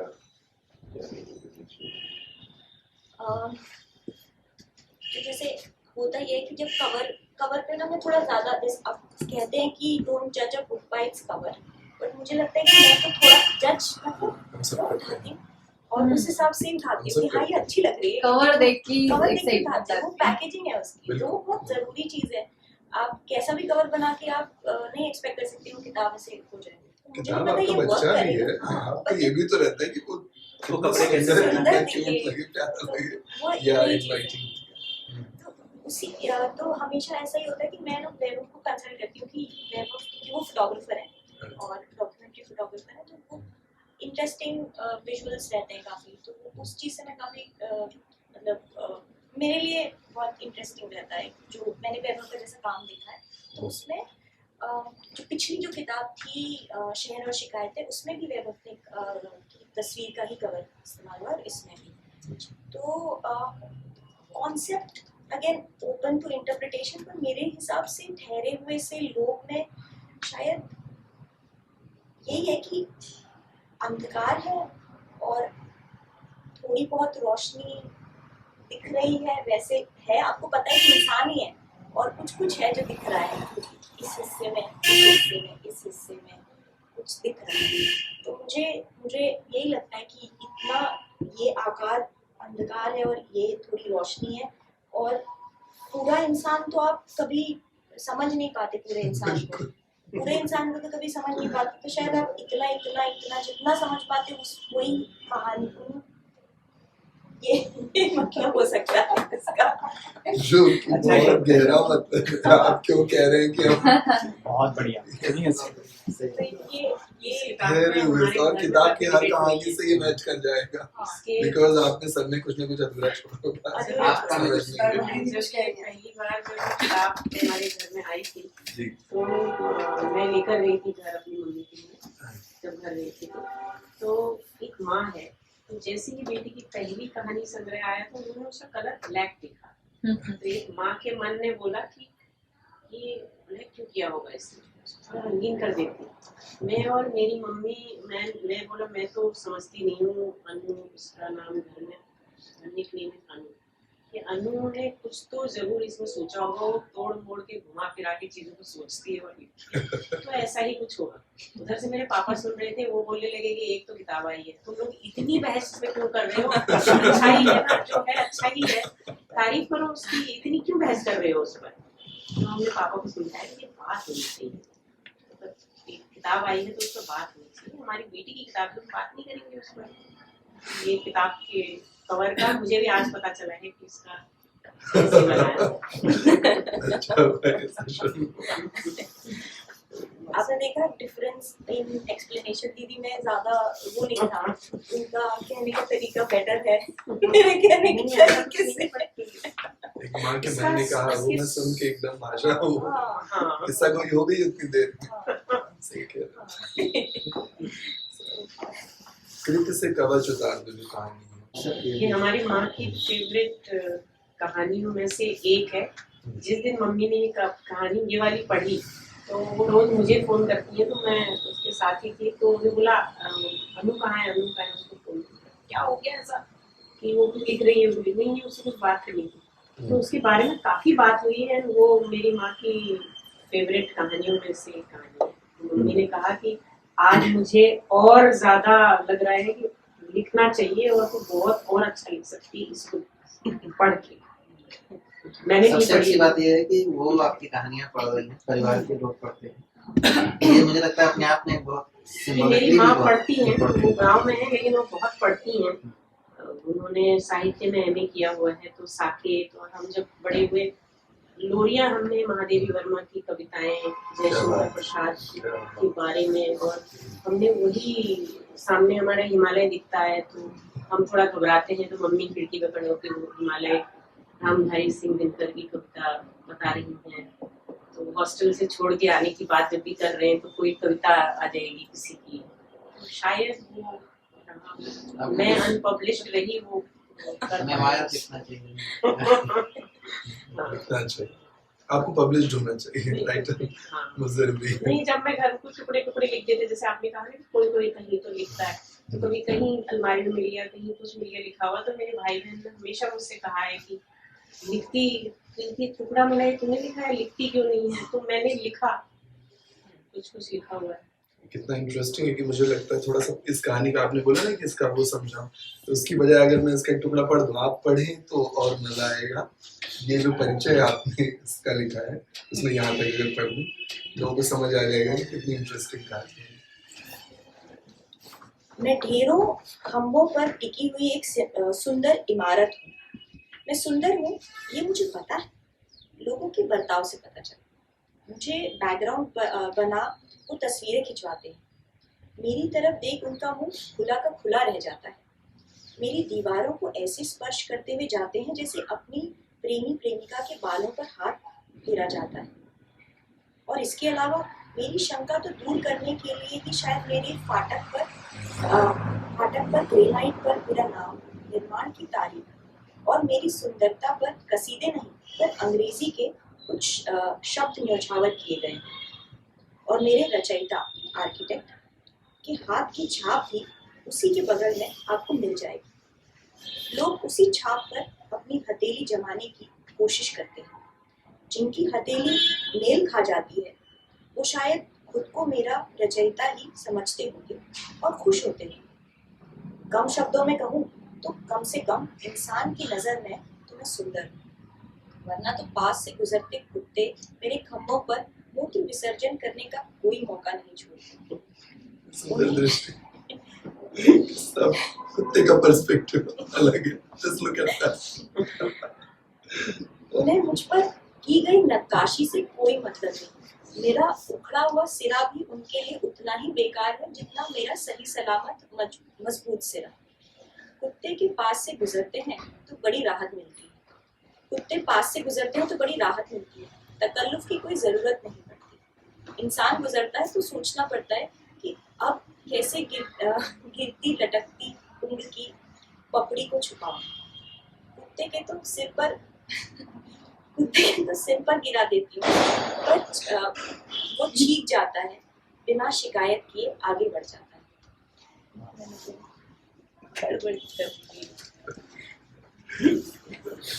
ऐसा ही रिश्ता मेरा बाकी जानवरों के साथ भी है। कबूतर, कौवा, रेंगते गोजर, घोंगे, उल्लू, चमगादड़ और जो भी जानवर पक्षी इस शहर की कल्पना में दिख सकते हैं वो सब। यूं तो इंसान भी जानवर है, पर उससे ऐसा रिश्ता कहाँ बन पाया आज तक। हाँ, इन इंसानों में बस एक इकलौता मिला था वो, जिसके साथ जानवरों की तरह बेतकल्लुफी का अनुभव हुआ। वही कहानी है। इस कहानी का वजह, प्रेरणा कौन सी है? ये इमारत, ये वाली चुनना, ये जो NGM है, नेशनल गैलरी नगमा, इन सब के लिए वो मक्का है, इसलिए मुझे लगा इस पर बात बहुत जरूरी है। तो वहाँ पे एक समय पे एक क्लास होती थी। मैं इसलिए जाती थी क्योंकि वो लगभग फ्री थी। तो उसमें जो जैसे इस कहानी के अंदर है वही होता था।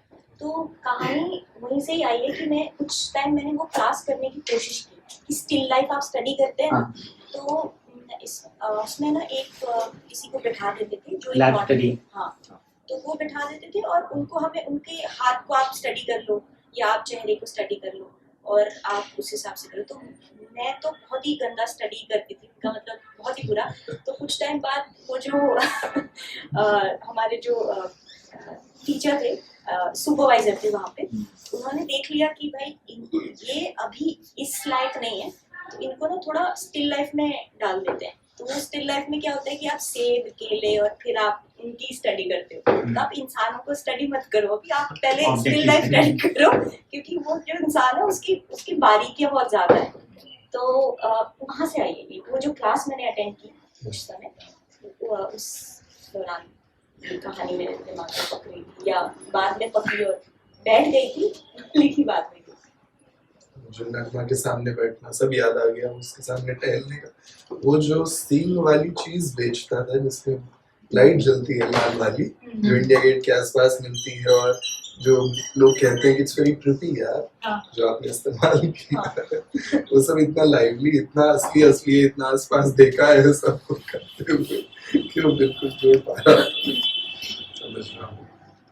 तो कनखजूरा कहानी बहुत कुछ छोड़ जाती है, कहती कम है और बहुत सारा कुछ इंटरप्रिटेशन पे है। कनखजूरा कहानी के बारे में बताइए।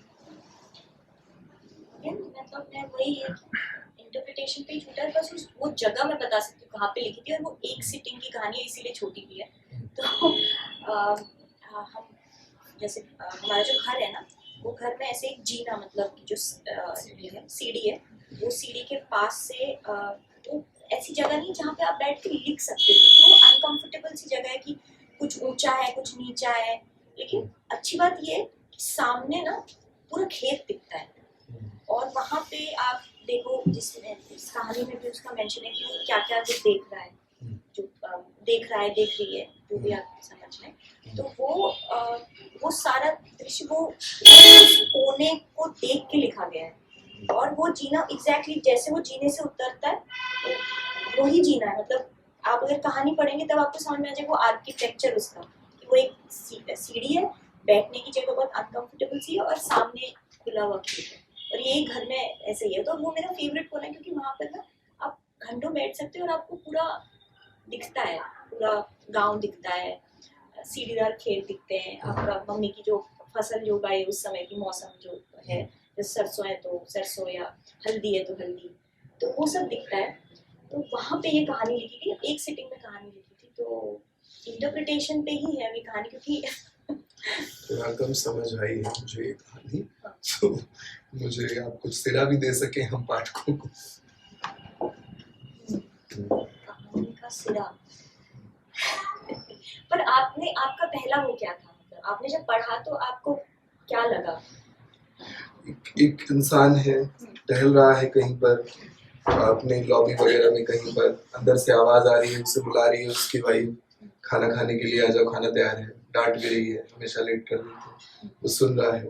इसमें मुझे ऐसा शुरू में लगा, अभी थोड़ा कम समझ पा रहा था चीजें, मुझे बार बार ऐसा लगा कि आप हमारी ह्यूमन इमोशंस जितने भी हैं सबको किसी न किसी कीड़े, किसी न किसी जीव जंतु का रूप दे रहे थे। अभी तोते की तरह उसका बिहेवियर हो गया, अभी कान में कनखजूरा आ गया है, कनखजूरे की तरह चीजें चल रही हैं। तो मुझे ऐसा लगा शुरू में, जो पहला इंप्रेशन ये रहा कि हमारी जितने भी चीजें हमारे व्यक्तित्व में होती हैं सब ध्यान से देखें तो किसी कीड़े की तरह चीजें होती रहती हैं। अगर हम उस नजरिए से देखना चाहें तो भी पकड़ा जा सकता है बातों। तो ऐसा कुछ मोटा समझ में आया था। आई डोंट नो कितना जायज था, 2-3 बार पढ़ी इसके बाद से, लेकिन मैं कम समझ पा रहा था। नहीं, मतलब जैसे अगर इसी बात को आगे बढ़ाते हुए, जैसा इस कहानी की नहीं, इन जनरल मुझे लगता है कि कहानी की परंपरा में अगर ये किया जा सके कि एक तो ओपन टू इंटरप्रिटेशन की बात तो है ही, लेकिन अगर मैं बता दूंगी तो सारा फिर मजा भी खराब तो हो ही जाएगा। और असल में मेरे पास भी इसका जवाब नहीं, क्योंकि वो सच है क्या है, लेकिन एक स्ट्रीम ऑफ कॉन्शियसनेस में आप लिखते हैं और फिर एक शब्द के बाद दूसरा शब्द, मैंने इसमें कुछ भी चेंज नहीं किया। Okay. वो बस लिखा गया है, स्ट्रीम ऑफ कॉन्शियसनेस, वही वाला तरीका, बिल्कुल समझ। तो बस वो है, क्योंकि मुझे इस कहानी के बारे में मेरी मदर इन लॉ है, उनका भी मुझे कॉल आया कि मुझे वो कहानी समझ नहीं आई, मुझे बाकी सबका मतलब मैं कुछ निकाल लेती हूँ। वो मुझसे पूछ भी रही थी कि इसका ये मतलब, इसका, मैंने कहा मम्मी आपको ये मतलब समझ आया तो बस वही मतलब है।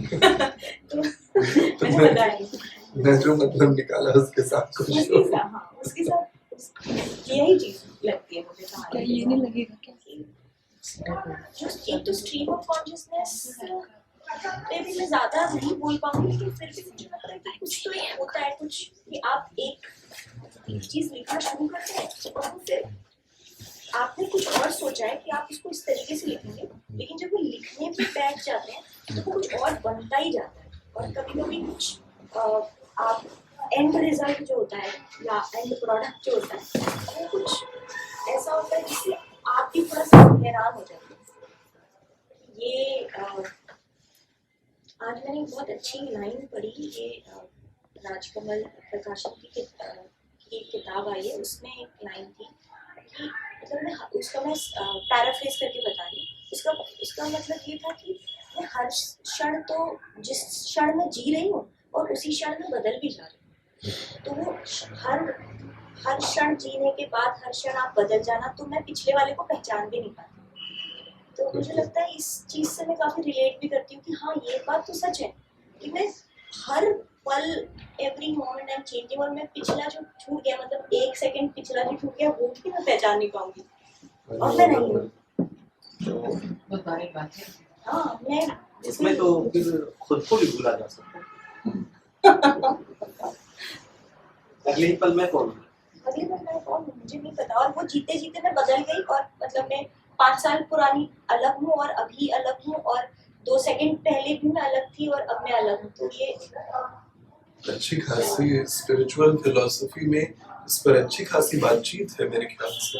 यूजी कृष्णमूर्ति, जिद्दू कृष्णमूर्ति, उनका कि हम अगर बहुत सार्थक जीवन जीना चाहते हैं तो हमको मरना पड़ता है अपने अनुभवों के प्रति। तो अगर पल पल आप मरते नहीं चलेंगे अपने अनुभव के प्रति, तो आप सिर्फ इमेजेस में जी रहे हैं, आप अपनी जिंदगी के मिरर इमेज में जी रहे हैं, असली जिंदगी नहीं जी रहे। के गुलाम भी तो होने पड़ जाते हैं, क्योंकि हम उसी में बंध जाते हैं, हम उससे बाहर निकल के नहीं पाते। हमारे वही लाइफ एक्सपीरियंसेस हैं। जब कृष्णमूर्ति की बात को कहते हैं कि इससे बाहर निकलिए, इससे बाहर निकलिए। जैसे हम बाहर निकलते हैं तो हमारी इमेजिनरी दुनिया होती है वो ब्रॉड हो जाती है, फैल जाती है। तो सही बात है। हाँ, वही मुझे याद ही इसलिए आया वो बात कि हम सब बंधक हैं उसके अपने एक्सपीरियंसेस, स्मृतियों सबके, और ये बहुत लाजमी है कि उससे निकल पाना बड़ी अच्छी लंबी किताब है लड़ाई। स्मृति पर ही, हम स्मृतियों के गुलाम हैं। एक मोटी सी किताब है और इंसान इससे कहाँ बाहर निकल पाता। बिल्कुल, बहुत बड़ी कठिन लड़ाई है to die to your own experiences, बार-बार लगातार वो बिल्कुल। कैकेयी कंडक्टर और बस को चली बुढ़िया, ये कहानी किस्सा कोई बड़ी मजेदार कहानी थी। तो इसमें ये वाली थीम कि कोई बूढ़ी औरत है, 68 साल की एक बूढ़ी औरत है और एक अधेड़ उम्र का इंसान है, उससे ऑब्वियसली छोटा इतना, और वो उसके प्रति प्रेम महसूस कर रही है, उसके साथ रहने की कोशिश कर रही है। बस का कंडक्टर है, कैकेयी कंडक्टर, इसलिए कैकेयी कंडक्टर नाम है उसका क्योंकि वो जो गाने गाता है, जो बात कहता है, वो कैकेयी का पार्ट लोकल रामलीला में जो खेलता था वैसा वो वाली कविताएं, वो वाली गीत गाता रहता है, इसलिए कैकेयी कंडक्टर है। ऐसा कंडक्टर बस का एक है, पहाड़ी एक कस्बा है जहाँ पे औरत रहती है 68 साल की, और इसके घर के सामने वो बस चुकी रुकती है, आके रात में पार्क होती है ऑलमोस्ट। तो वो उस जगह पे जब वो आता है, गाना वो गा रहा होता है, तो ये औरत हमेशा, इसका पति मर चुका है, 68 साल की हो गई है, बस हो चली बुढ़िया, अभी तो बस जाने ही वाली है बुढ़िया, ऐसे ही जानी ही जाती है। और वो सुनती है इसको रोज रोज और एक बहुत महसूस करती है लगाव, क्योंकि उसके अपनी जवानी में उसका एक प्रेमी था जो लोकल रामलीला में कैकेयी का पार्ट खेलता था। तो अब जबकि पति मर गया है, उम्र इतनी हो गई है, तो ये औरत उसके लिए लगाव महसूस कर रही है। ये एक ऐसी थीम थी, हमने निशब्द देखी है, हमने लोलिता पढ़ी है, और ऐसी थीम देखी है जहाँ पे उम्र दराज है और फील कर रहा है। अभी मेरे अध्ययन की सीमा भी हो सकती है कि इस वाली हिसाब की नहीं पड़ी जहाँ पे औरत बहुत उम्र की रही हो और अपने से नीचे उम्र की। ऑब्वियसली तब और मजा आता है, सबसे इंटरेस्टिंग पार्ट जब वो मातृवत व्यवहार कर, उसके ऊपर ऐसा व्यवहार कर रहा होता है उस औरत से कि ये तो मेरी माँ की उम्र की है, इसलिए इसको आदर भी दे रहा होता है। और वो जो माँ की उम्र की औरत है वो फील कर रही है कि इसके यार मेरे इसके साथ बैठ जाऊं, थोड़ी बात कर लूं, थोड़ा मजा आ जाए, और वो हो नहीं पा रहा है। मुझे ये वाला थीम आपने एक्सप्लोर करी है, मैंने इससे पहले शायद इस थीम पर नहीं पढ़ा, मेरी सीमा है, फिर हुआ जरूर होगा मुझे लगता है, पर लिखा भी गया होगा अच्छी चीजें। इस थीम की वजह, इसका ये भी सत्य ऑलमोस्ट सत्य घटना पर आधारित, मतलब पूरी कहानी नहीं, हाँ। पर एक हमारे ये मम्मी ने मुझे बताया था कि एक कंडक्टर है जो कैफे का पार्ट करता है शराब पी के, तो वो एग्जैक्टली गुलाब की जो बोतल है वो पीकर एक कैफे का पार्ट करता है, तो वो भी एक कैरेक्टर जो एक्चुअली में एग्जिस्ट करता है। और बस मतलब वहाँ से, और फिर ये भी है कि जैसे आपने बोला ना, हाँ इस फिल्म में जो एक बूढ़ी औरत है उसको प्यार, और इसमें ना प्यार से ज्यादा मुझे ऐसा लगता है कि उसको ना क्रश हुआ है, और प्रिसाइजली तो क्रश जो है ना वो मुझे ऐसा लगता है कि वो शब्द भी बहुत एकदम करेक्ट शब्द है, क्योंकि क्रश जो होता है वो ऐसा तूफान की तरह आता है, वो बिल्कुल मतलब क्रश करके ही चला जाता है और वो खत्म भी हो जाता है, और वो खुद भी खत्म हो जाता है, खुद भी क्रश हो जाता है, आप भी क्रश हो जाते हैं, लेकर कहीं ना कहीं महसूस किया वो भी क्रश, आप भी क्रश, तो उसे प्यार नहीं होता, उसे क्रश होता है, वो क्रश में जो है वो अलग क्रश बन जाता ये होता है। आपने पढ़ा है इससे पहले कुछ ऐसा इस थीम पर, एक उम्र दराज और उससे छोटी उम्र का, बहुत काफी छोटी उम्र का लड़का? मैंने पढ़ा, जैसे ऐसे याद नहीं आ रहा, पर आई थिंक ये थीम एक्सप्लोर की गई होगी, जरूर गई होगी, मुझे नहीं है। दिनेश जी आपको याद हो कुछ दिल ऐसा? चाहता है, दिल चाहता है, दिल चाहता है कि हाँ वो वही मुझे भी याद आ रही हाँ दिल चाहता है। हालांकि वो, लेकिन फिर भी उतनी कंपैरेटिवली पास हो गए, हाँ। वही बात मतलब वो है। प्यार होता है, मतलब उसमें क्या है? हाँ वो प्रेम है उसका। बहुत कम दिखता है। हाँ एज गैप और कम ये है। जो कहानी है ना, इसमें ज्यादा। बहुत मदर और बेटे के बीच अच्छा का खासा ये फर्क अंतर है। मैं पढ़ा, अगर किसी ने भी पढ़ा हो इस पर कुछ तो मुझे बताएगा, कैसे अच्छी लगी, जरूरी थी। प्यार का आकार कहानी जो है नए ऑफिस में आती है, जर्नलिज्म जैसा कुछ काम या कुछ ऐसा काम, कॉर्पोरेट में जैसा कल्चर है, उसमें जो मंडेननेस है कि आप पुराना ऑफिस छोड़ते हैं, नया ऑफिस ज्वाइन करते हैं हम सब लोग, और होता है कि आपको लगता है हर चीज सेम टू सेम वैसी ही चलने वाली है, वैसे ही मुझे किसी के साथ लगाव फील होगा, वैसे ही ऑफिस का कल्चर होगा, हर चीजें मुझे बोर करेंगी। उसमें एग्जिस्टेंशियलिज्म की काफी थीम्स भी आ गई जो हमने ऑब्वियसली पढ़ी हैं। सार्त्र की नॉजिएटिक फील होने लगता है, उबकाई आने लगती है, क्या रोज रोज सेम चीज है। वेरोनिका डिसाइड्स टू डाई मुझे याद आई पॉलो कोएल्हो की, कि उसमें ऐसे बोरियत, उसमें बड़े अच्छे से इसको एक्सप्लोर किया गया था, तो वो चीज थी इसमें। इस कहानी में आप व्यक्तिगत अनुभव भी इन्वॉल्व थे और चीजें? ऑफिस तो डेफिनेटली इन्वॉल्व है, जो तब मैं शायद नोएडा ही आती थी, मैं फिल्म सिटी आती थी, तो इंडिया टुडे में काम करती थी तब। तो वहाँ पे जो ऑफिस का सेटअप होता है, सब जगह ऐसे ही होता है ना कि आपके पास एक कॉफी कप होता है और आप कॉफी मशीन लेने जाते हैं। बल्कि इस कहानी से मुझे एक दिक्कत है, जब मैं आज पढ़ रही थी इसे, तो मुझे लगता है एक लाइन है जो थोड़ी प्रॉब्लमैटिक, मतलब मुझे लगती है पर्सनली, जो इस पे नहीं होनी चाहिए थी। क्या था पेज 27, ये वाली लाइन है, उसे लगता कि वो हिटलर के कंसंट्रेशन कैंप की एक यहूदी है जिन्हें सुविधा के नाम पर बस एक कप नसीब था। तो मुझे लगता है कि अब मैं इसको दूर से देखती हूँ तो मुझे ये लाइन में बहुत ज्यादा प्रॉब्लम लगती है कि ये एक इतनी छोटी सी बात है कि वो एक कॉफी का कप लिए हुए और वो ऑफिस में, उसको मैं इतनी बड़ी चीज से क्यों कंपेयर कर रही हूँ। तो मुझे ये लगता है, अपने आप से मुझे एक शिकायत है कि ये लाइन में मैंने थोड़ा और सोचना चाहिए था और इसको इसमें नहीं डालना चाहिए था, क्योंकि वो कंपैरिजन और ये कंपैरिजन कोई वो संपादन के समय मुझे डाउट हुआ था कि क्या करूँ, इसको पूछूं कि हिटलर क्यों आया। नहीं, मुझे ये अब थोड़ी शर्म भी आ रही है कि ये लाइन इसमें है और मुझे थोड़ा सा ऐसा लगता है कि ये लाइन नहीं होनी चाहिए थी इसमें। एक पाठक के रूप में इसमें अलग मैंने देखी अंडरलाइन की वो लाइन। मैं बताऊं, हमने से ज्यादातर के साथ ऐसा होता है कि हमारे छोटे जो अनुभव होते हैं हम उसे बड़े दुखों से जोड़ते हैं, हमने से सब में। तो हमने हिटलर का कंसंट्रेशन कैंप की यातना नहीं देखी है, हमने अपने पार्टीशन की यातना नहीं देखी है, उस समय क्या गुजरा होगा, और हमने ऐसा बहुत कुछ नहीं देखा होता। लेकिन हम में से हर एक चीज, छोटा मोटा भी जो हम चीजें एक्सपीरियंस कर रहे हैं, सुबह उठने में अपने शरीर में कोई दर्द ऐसे ही उठ गया, कुछ हमारे काम ज्यादा हमने कर लिया आज, कुछ भी, या हम कई दिन से बीमार भी पड़ गए, हम तो ऐसा ही करते हैं ना कि चीजें इस तरह से ही सोचते हैं कि यार ये तो ऐसी स्थिति बन गई।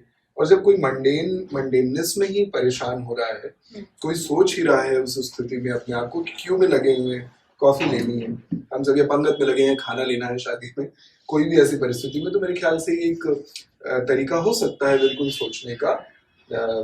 और राइटर स्टाफ का वगैरह ने मेरे ख्याल से इस तरह की बातें बिल्कुल एकदम छोटा सा डेली लिव्ड एक्सपीरियंस था। सार्थक ने भी, मुझे याद आ रहा है कि एकदम डेली लिव्ड एक्सपीरियंस कुछ अपना था, बिल्कुल तुरंत वाला। प्रेमिका से बातचीत हो रही थी, बस उसी में कुछ तकलीफ भरी बात थी, लेकिन जोड़ा उसको किसी इतिहास की सबसे बड़ी त्रासदी से, किसी युद्ध में हार गए योद्धा से, जिसकी वजह से पूरा देश उसका लुट गया। ऐसी किसी बात से अपने एकदम छोटे से दिन में जो एक छोटी सी लड़ाई उसको जोड़ दिया। तो मुझे ये उतनी ही सहज लगी और बिल्कुल पकड़ने में ये बात लगी। दोनों की बात सुन के मुझे लगा कि मेरा कितना अलग भी था। घरों में हम देखते हैं कि बड़ी बहन है और छोटे भाई बहनों को डांटती है, फटकारती है, तो हम लोग तुरंत कहते थे हिटलर दीदी। ये हिटलर को हम नहीं जानते, उस समय भी हम नहीं जानते थे कि वो क्या, हिटलर का कॉन्सेप्ट क्या है, कौन था ये, लेकिन सुना हुआ है कहीं से, तो हमने उसको कह दिया बड़ी बहन को हिटलर दीदी, यानी वो डांटती फटकारती है। अरे मेरी माँ बहुत सख्त थी, मेरी सास बहुत सख्त थी, तो पूरी रिश्तेदारी में हिटलर के नाम से ही जानते थे। हाँ। जब मैं आई तो बड़ी परेशान थी कि उनका नाम हिटलर क्यों है, फिर धीरे धीरे समझ में आया।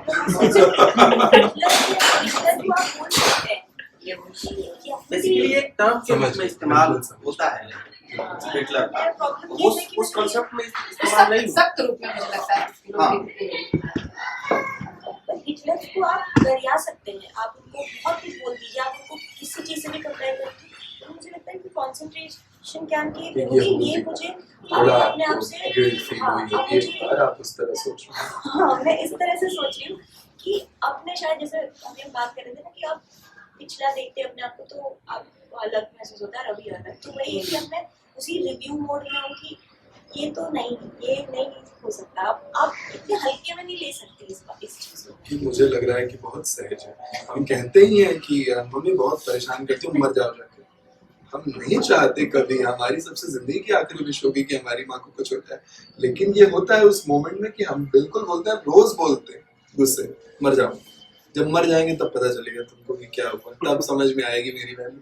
सो वी ऑल से दैट। मुझे लगा वैसा कुछ सहजता लगी, लेकिन आपकी ज्यादा ईमानदार राइटर की पहचान है शायद।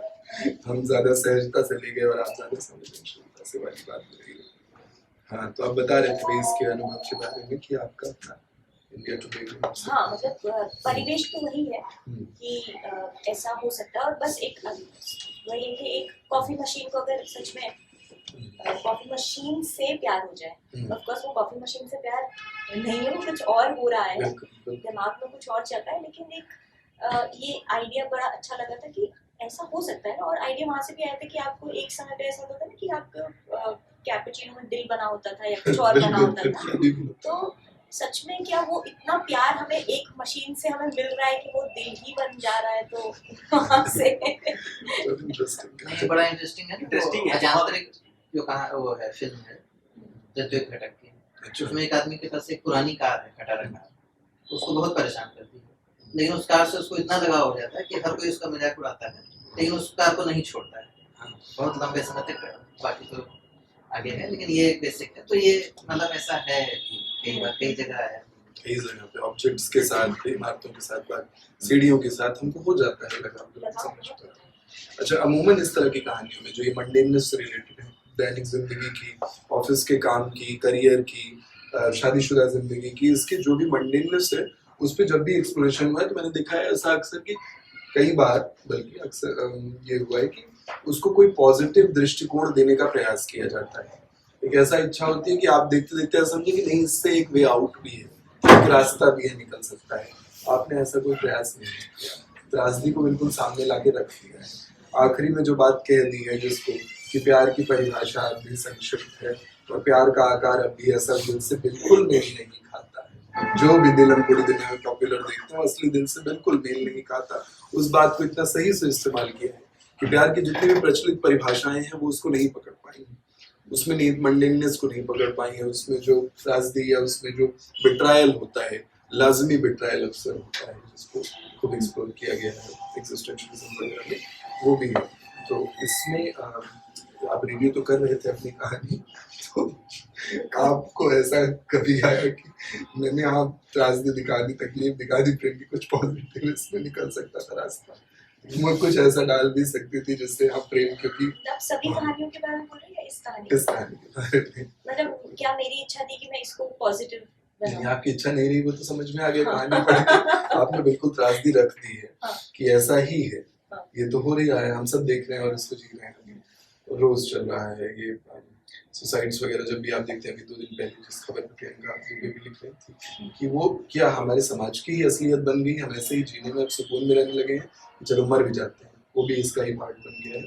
तो उस हिसाब से मैं समझने की कोशिश करता। अभी जब आप दोबारा पढ़ रही हैं, जैसे काफी समय पहले लिखी होगी आपने इसलिए कहानी, तो क्या आपके मन में ऐसा कुछ आया, क्योंकि मैं पहले भी इस तरह का सवाल आपसे किया कि सॉल्यूशन की चिंता भी आती होगी, हम रेप के बारे में रोज पढ़ रहे हैं, लिख रहे हैं, तो मन में एक बहुत त्वरित एक वो आती है ना, चाहे कुछ तो तरीका होगा इसे रोकने का। हम उस पर बहुत किताबें पढ़ेंगे, हम उस पर बड़ी पॉलिसी सर्कल्स में क्या चर्चा चल रही है, जेस वर्मा कमेटी ने क्या बड़ा तीर मार लिया बना के वो पूरा इतना बड़ा, या अभी भी जो चर्चाएं डेली चल रही हैं, बड़े बड़े एक्सपर्ट्स बैठ रहे हैं, फेमिनिस्ट लेबल के साथ एक्सपर्ट्स बैठ रहे हैं और किस तरह की बातें हो रही हैं, उस सब के बाद भी हम समस्याओं से जूझ रहे हैं और हमारे पास केसेस भी डेली हैं। हमारी इंसान की तो त्रासदी है कि उसको तो तुरंत सॉल्यूशन की इच्छा भी होती है। मेरे परिवार में या मेरे साथ अगर रेप होता है तो मैं तो तुरंत सॉल्यूशन वाली चीज चाहूंगा, बाकियों के लिए वो डिस्कोर्स है, पॉलिसी की बात है, समाज की बात है, पेट्रियार्कल सोसाइटी को चेंज करने का लॉन्ग टर्म प्रोजेक्ट है वगैरह, लेकिन वो मेरे लिए इमीडिएट जरूरत है, मेरी बहन मेरे अपने किसी के साथ हुआ या मेरे साथ हुआ सेक्सुअल अब्यूज, तो वही उसी तरह की बात यहाँ भी है कि मंडेननेस तो हम सबकी जिंदगी में है, इंसान होने के अपने कुछ अभिशाप हैं, इंसान होना भी अपने आप में कुछ चीजें हैं जो हमें सहनी पड़ती हैं, क्योंकि हम by the disposition of being human beings हमको कुछ झेलना है। तो जब ऐसी कहानी राइटर दोबारा देख रहा होगा, क्योंकि त्रासदी लिख दिया आपने, तो ऐसा आया क्या मन में, आता है मन में, या इसकी संभावना है कि हाँ कभी इसमें पॉजिटिव कुछ रास्ता वे आउट निकल सकता है इस मेंटेनेंस का, क्योंकि जो सॉल्यूशन दिए भी गए हैं, paulo coelho वाली किताब मैंने कही, वेरोनिका डिसाइड स्ट्राइक, एक समय के बाद वो भी मंडेन लगने लगती है कि जो हम हर दिन बहुत ऊर्जस्वित होकर जीवन जिएंगे तब भी कौन सा बड़ा इमारत बदल जाएगी, और हर चीज हम हर चीज को निर्मल वर्मा और विनोद कुमार शुक्ल के दृष्टिकोण से देखेंगे तो भी हम वो विनोद कुमार शुक्ल बनेंगे जो 80 की उम्र में ये कहने पे मजबूर होगा कि मेरे प्रकाशकों ने मुझको पैसा नहीं दिया, उन्होंने मुझे लूटा है। जिसकी हर चीज को देखने की इतनी चमत्कारिक दृष्टि है विनोद कुमार शुक्ल की, वो इतना मजबूर होकर बुढ़ापे में कह रहा है कि मुझे ठगा गया। इस असलियत से 2-4 तो हमको कितना भी हमारी दृष्टि बड़ी हो जाए, ऐसी इच्छा आती है कि एक राइटर के रूप में, एक अभी हम नए राइटर के रूप में ऐसी इच्छा सॉल्यूशन ओरिएंटेड सॉल्यूशन नहीं, बहुत अच्छा सवाल है जो आप बोल रहे हैं कि खासकर जब आपने उसको विनोद कुमार शुक्ल के उस उदाहरण से समझाया कि मैं डायरी में कहीं लिखा हुआ है इस बात को, प्रश्न वहीं से आ रहा है कि हाँ हमने लिख दिया, सब कर दिया, और बल्कि विनोद कुमार शुक्ल जी जो इतनी बारीकी से चीजें देख रहे हैं, लेकिन एंड में उनके साथ भी ऐसा हो रहा है, तो ये सॉल्यूशन क्या है? तो मेरे ख्याल में तो सॉल्यूशन उन्होंने अपने लिए खुद ढूंढा अंत में कि मैं इसे कहूँ, कहना उन्होंने सॉल्यूशन ढूंढा अपने लिए, जो अच्छा है, जो अच्छी बात है ना, कि उन्होंने अपने लिए सॉल्यूशन ढूंढा और किसी पे वो निर्भर नहीं रहे और उनको वो डरे भी नहीं कि शायद कि मेरी इमेज के साथ क्या होगी। बहुत सारी बातें हुई थी फेसबुक पे भी कि ऐसा क्यों वैसा क्यों, जो भी था, जो भी चल रहा था, अभी सब लोग ने देखा। तो मुझे लगता है कि वो उनकी हिम्मत को भी दाद देनी चाहिए, क्योंकि वो उन्होंने इस चीज़ का डर बिल्कुल नहीं रखा अपने, कि मैं एक होता है ना कि मैं एक संजीदा लेखक हूँ और मुझे ये शोभा नहीं देता, तो वो जो शोभा नहीं देता वाली बात है ना, वो चीज़ उन्होंने उस चीज़ से उस चीज़ से वो डरे नहीं, उन्होंने वो बोला, खुलकर बोलना उनकी हिम्मत है। इस उम्र ये एक बहुत दुख की बात है कि उनको मजबूर होना पड़ा है ये कहने के लिए। हम सब पे प्रश्न है कि किस किस्म से हम काम कर रहे हैं, कि हमारा सबसे बड़ा लेखक या सबसे बड़े लेखकों में से इस तरह से है कि उसको इतना परेशान होना पड़ रहा है अपनी किताबों के।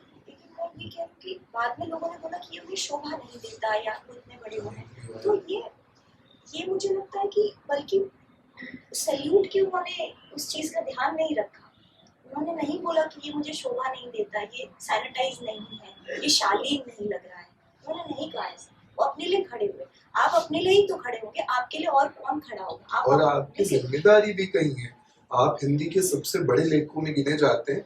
बाकी लेखक जो आपके नीचे आए हैं सब बात की उम्र के, उन सबकी तरफ से भी आपको ये बात कहनी जरूरी है, क्योंकि सबके साथ धोखा हो रहा है। एक रास्ता हो रहा है। आप एक राइटर के रूप में आप आजीविका नहीं कमा सकते। हम क्या इसी पे ढर्रे पे चलते चले जाएंगे लगातार कि राइटर जो है वो या तो इंजीनियर हो, या तो डॉक्टर हो, या तो कुछ और कर रहा हो, प्रोफेशन कुछ और हो, लिखना शौकिया तौर पे करता हो। इस पे भी हालांकि व्यूज हैं डेफिनेटली कि लिखना शौकिया तौर पे होगा तभी असली होगा और वगैरह वगैरह। मुझे नहीं पता वो कितना जायज है, मुझे अपनी सहमति नहीं बन पाती उस बात से। मुझे लगता है अगर मेरा मन सिर्फ लिखने का है तो मुझे इसके लिए आजीविका मिलनी चाहिए। ये उतना ही इम्पोर्टेंट और कई मानों में उससे कई ज्यादा इम्पोर्टेंट काम है जो किया जा रहा है अमूमन, जिसको लोग प्रोफेशन कहते हैं, 9 to 5 जॉब्स कहते हैं, कुछ भी कहते हैं, ये उतना ही जरूरी है। हालांकि उसकी वैल्यू नहीं है किसी भी आर्ट की। सारे आर्टिस्ट जो है वो जानते हैं कि रुपए कमाने के लिए उनको कितना स्ट्रगल करना पड़ता है। सुना देता है कोई, ये बच्चे ओखला में प्रोग्राम कुछ बना रहे थे CIA फाउंडेशन की तरफ से, इनको फूल बत्ती वाली बड़ी खूबसूरत चीजें बनानी थी, और किसी ने कमेंट किया इन पे जिसने काम दिलाया था कि फूल बत्ती बनाने को आर्ट, गमले बनाने को आर्ट थोड़ी कहते हैं, तुम लोग आर्टिस्ट की तरह पैसे क्यों देते हो? जो घर में पेंटिंग वाले आते हैं, पुताई वाली, उनकी तरह क्यों नहीं, पुताई वाली उस हिसाब से क्यों नहीं पैसे लेते हो? आप कैसे इसको आर्ट बोल सकते हो? पुताई वाला भी क्या करता है, वो भी हमें उसकी जो आप जिस भाषा का इस्तेमाल करें वो भी तकलीफ होती है, क्योंकि घर आपके सज रहे हैं, बन रहे हैं, और इधर भी तकलीफ होती है कि आर्टिस्टों की आर्ट को किसी वैल्यू से नहीं देखा जाता। कई बार वो आर्टिस्ट जो अपनी आर्ट के लिए बड़े असर्टिव या आर्टिकुलेट होते भी हैं, वो भी किसी न किसी की आर्ट को, घर में खाना बनने को या किसी न किसी चीज़ को ऐसी नज़र से देख रहे हैं। राजनी भाई हम सारे ही कुछ न कुछ, तो उस वाले हिसाब से भी ये बात ऑब्वियसली थी। तो और जो आप बोल रहे हैं कि सोल्यूशन दिमाग में रहता है, या मतलब क्या आप सोचते हैं उस हिसाब से, तो सोल्यूशन यही है कि मतलब सोल्यूशन एक्चुअली मेरे पास नहीं है। मेरा काम क्या है? मेरा काम लिखना है, तो मैं लिखूंगी, और बाकी लोगों का काम भी लिखना है तो वो लिखेंगे। और जैसे एक पर्सनल उससे कि जो हम जिंदगी जी रहे हैं उसमें हम किस तरीके से अपनी दिक्कतें कैसे सॉल्व करते हैं, वो ऐसे कि हम ऑब्जर्व करते हैं, हम कुछ अपनी गलतियों से सीखते हैं और कुछ ऑब्जर्व करके दूसरों की गलतियों से भी सीखते हैं, क्योंकि हमारे पास जीवन इतना सही है, तो हम ऑब्जर्व करके हमारे पास जीवन इतना सही है, तो अपनी गलतियों से, दूसरों की गलतियों से, ये कि ये किताब में, इस किताब में कोई सोल्यूशन तो नहीं है, पर मेरे पास दिक्कतें हैं, मेरे पास मैं प्रकृति में एक बात जोड़ना चाहूँगा। अरुंधति रॉय से किसी ने सवाल किया कि आप जितने सत्ता के या तमाम सोसाइटी के प्रॉब्लम्स गिनाती अरुंधति रॉय गिनाती हैं, लिखती हैं, उनके बारे में आप सोल्यूशन क्यों नहीं बताते? मतलब बड़ा सवाल था, यही सवाल था सिर्फ उनके साथ कि आप सोल्यूशन क्यों नहीं बताते, आप प्रॉब्लम तो गिना देते। तो अरुंधति रॉय ने एक लाइन का जवाब दिया, क्या मैं सोल्यूशन प्रॉब्लम मेकर हूँ? क्या मैं प्रॉब्लम मेकर हूँ? मैंने प्रॉब्लम बनाया नहीं तो मैं उसका सोल्यूशन कैसे दे सकता हूँ? मेरा काम है कि मेरे सामने जो प्रॉब्लम दिख रही है मैं उसको लिखूं, उसको सामने ले आऊं। उसका सोल्यूशन कौन करेगा? इसके लिए सरकारें बैठी हुई, उसके लिए पॉलिसीज बनी हुई है, वो तय करें कि इसका सोल्यूशन क्या होना चाहिए। तो ये चीज़ लेखन में भी आती है कि हम जो चीज़ अनुभव करते हैं, जो चीज़ देखते हैं, जो चीज़ महसूस करते हैं, वही हम लिख सकते हैं। उसका सोल्यूशन अब किसके पास है, कौन है? ये उस कहानी के स्पेसिफिक संदर्भ में मेरा सवाल ये है कि मतलब पता नहीं, अचानक से बस आ गया, क्या हम किसी भी स्तर पे प्रॉब्लम मेकर नहीं है? हम हैं, बिल्कुल है। लेकिन जिस कॉन्टेक्स्ट में वो बात की जा रही है, जिस कॉन्टेक्स्ट में वो बात की जा रही है, उसमें अरुंधति राय प्रॉब्लम मेकर नहीं थी। हम सभी बस अभी सवाल चाय बन रही है, बस अरे वाह, प्लीज समोसे भी आए। एक्सीलेंट, अभिषेक को होना चाहिए।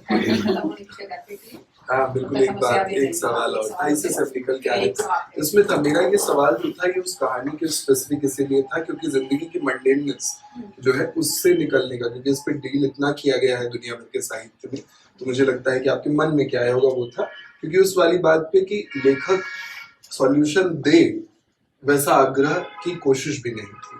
क्योंकि मुझे इसमें एक और सिरा लगता है, निर्मल का मुझे निर्मल वर्मा का और मुझे तो वहाँ उनको तो सबसे ज्यादा इस बात के लिए गाली मिलती है कि वो सॉल्यूशन एक पैसा नहीं देते हैं, वो सिर्फ प्रॉब्लम्स बताते हैं और साथ बताते हैं नेगेटिविटी, रोना पीटना, यही जीवन है उनका। और इस तरह से उनपे अच्छी खासी कि उन्होंने कभी सॉल्यूशन की तरफ देखा भी नहीं, उनके साहित्य में वो है भी नहीं, उनको सिर्फ प्रॉब्लम्स बताना आता है। रवीश कुमार को सिर्फ नेगेटिविटी दिखाना आता है, जैसा जो नैरेटिव्स है, ऐसे बहुत सारे नैरेटिव्स हैं। मुझे अक्सर लगता है कि चीज़ों को देखने की, ये जितु कृष्णमूर्ति की बात जो आई और जो मुझे बार बार सही लगती है कि चीज़ों को देखने का नजरिया जब तक आपका स्पष्ट नहीं होगा, सॉल्यूशन नहीं। सॉल्यूशन तब निकलता है जब अरुंधति रॉय दिखाती है कि इतना गड़बड़ है। हाँ। जब कोई राइटर दिखाता है कि अरुंधति रॉय कितना ज्यादा झूठ बोल रही है अपने किसी लेखन में, तो वहां भी एक सच आता है और हमें समझ में आता है अरुंधति भी कहीं ना कहीं प्रॉब्लम का पार्ट है। एक था डॉक्टर, एक था संत में जिस तरह चीजें लिख रही हैं, क्या वो प्रोपेगेंडा है? ऐसे अलग अलग व्यूज आते हैं लोगों के, ऐसे ही हमारे साथ भी होता है। तो आप जो सच दिखा रही हैं कहानी में, उस मंडेननेस को पढ़ते हुए भी कई बार हमें सॉल्यूशन अपने आप निकलेगा, क्योंकि सच के देखने की दृष्टि आ जाएगी। वो भी एक चीज पार्ट होती है और सारी कहानियों में कुछ चीजें देखिए अपने आप में एक्सेप्टेंस आती है। जैसे जिसकी प्रकृति की कहानी में या कभी हम पढ़ते हैं, उसमें मैंने नहीं देखा, उसने देखा है, उसने देखा है, तो मुझे वो फैक्ट पता नहीं है कि ऐसा भी होता है, मेरे तो अनुभव मैं उसको एक्सेप्ट करती हूँ। अगर मैंने कहीं ऐसा देखा तो मैं उसे एक्सेप्ट करती हूँ, अच्छा ऐसा होता है। तो वो एक लेखक जो है वो उसको अपना अनुभव बता रहा है, अपना सोच उसमें बता रहा है, तो उसको लोग जानेंगे तो हमारे जो एक्सपीरियंसेस है, मेरे नहीं है, किसी और से मुझे पता चलेगा, तो अवेयरनेस बढ़ेगी, यहीं से सोल्यूशन निकले। मिलता चलता है वो नवाल कहानी। हम ही ऑफिसर हैं वाली बात कितनी सहजता से कह दी गई है, तो पता चल जाता है ना कि सॉल्यूशन तो ये है कि आप खुद को बदल लीजिए। दुनिया बदलने तो निकल पड़े हैं हम सबके मन में ही शुरुआत से जज्बा आ जाता है। कोई इज्म दे दिया जाए, किसी तरह सॉल्यूशन मिल जाए, कोई मैजिक बैंड मिल जाए कि हम दुनिया की सारी प्रॉब्लम, हम कृष्ण बनेंगे, हम राम बनेंगे, हम बुद्ध बनेंगे, हम सबके अंदर ही है, सबके, हम तो मीराबाई से नीचे नहीं, हम तो उनसे नीचे नहीं, हमसे इंदिरा गांधी के बाद हम नहीं बनूंगी, लेकिन हम सब में है। लेकिन हम कितनी प्रॉब्लम्स क्रिएट कर रहे हैं अपने दैनिक जीवन से, उसका हिस्सा तो इस एक्सेप्टेंस। सोल्यूशन अगर हम बिल्कुल पागल सोल्यूशन खोजने के लिए भी निकलेंगे ना, पहुंचने वाली बात होगी। जैसे कि एक एग्जांपल पॉपुलर कल्चर से ये कि थैनोस जैसे है ना, थैनोस ने किक की बजाय और खत्म आता है, तो इसका सोल्यूशन दुनिया का ये कि दुनिया में बहुत ज्यादा लोग बढ़ गए हैं, तो वो कहता है कि वो विलन नहीं है, वो एंटी हीरो है थैनोस। तो वो एक चुटकी में आधी आबादी खत्म दुनिया की। तो वो मुझे लगता है कि ये कैसा, ये ऐसे सोल्यूशन, तो आप बिल्कुल सोल्यूशन के लिए पागल भी हो जाएंगे, तो आप फिर थैनोस बन जाएंगे। आपको थैनोस इससे बहुत ऐसे सॉल्यूशन निकलेंगे माओ का कि अगर आप पूरी आबादी को खाना नहीं खिला सकते तो आधी आबादी को मार दीजिए। अगर ऐसे सॉल्यूशन है तो फिर तो अति पे तो कहीं नहीं पहुंचना, कहीं एक मतलब कोई ठहराव होगा जहाँ पे आपको शायद चीजें समझ में आएंगी। कलाकार का, लेखक का जो उसका व्यक्तित्व कैसा है, वो व्यक्तिगत जीवन में कैसा है, और उसके लेखन में, उसकी कला में जो चीज आती है, ये वाली बात पे क्या व्यू है कि व्यक्तिगत जीवन में गड़बड़ कर रहा है, गलत कर रहा है, तो वही चीजें कर रहा है जिसके खिलाफ वो अपने लेखन में लिख रहा है, या जिन चीजों को प्रॉब्लम बता रहा है अपने लेखन में, अपने जीवन में वही चीजें खुद कर रहा है।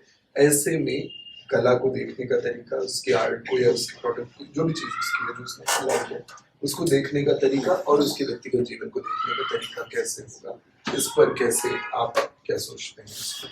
बड़े सारे मुझे तो एक दुविधा सी लगती है ये, क्योंकि इस पे बहुत लोगों ने बहुत कुछ बोला भी है।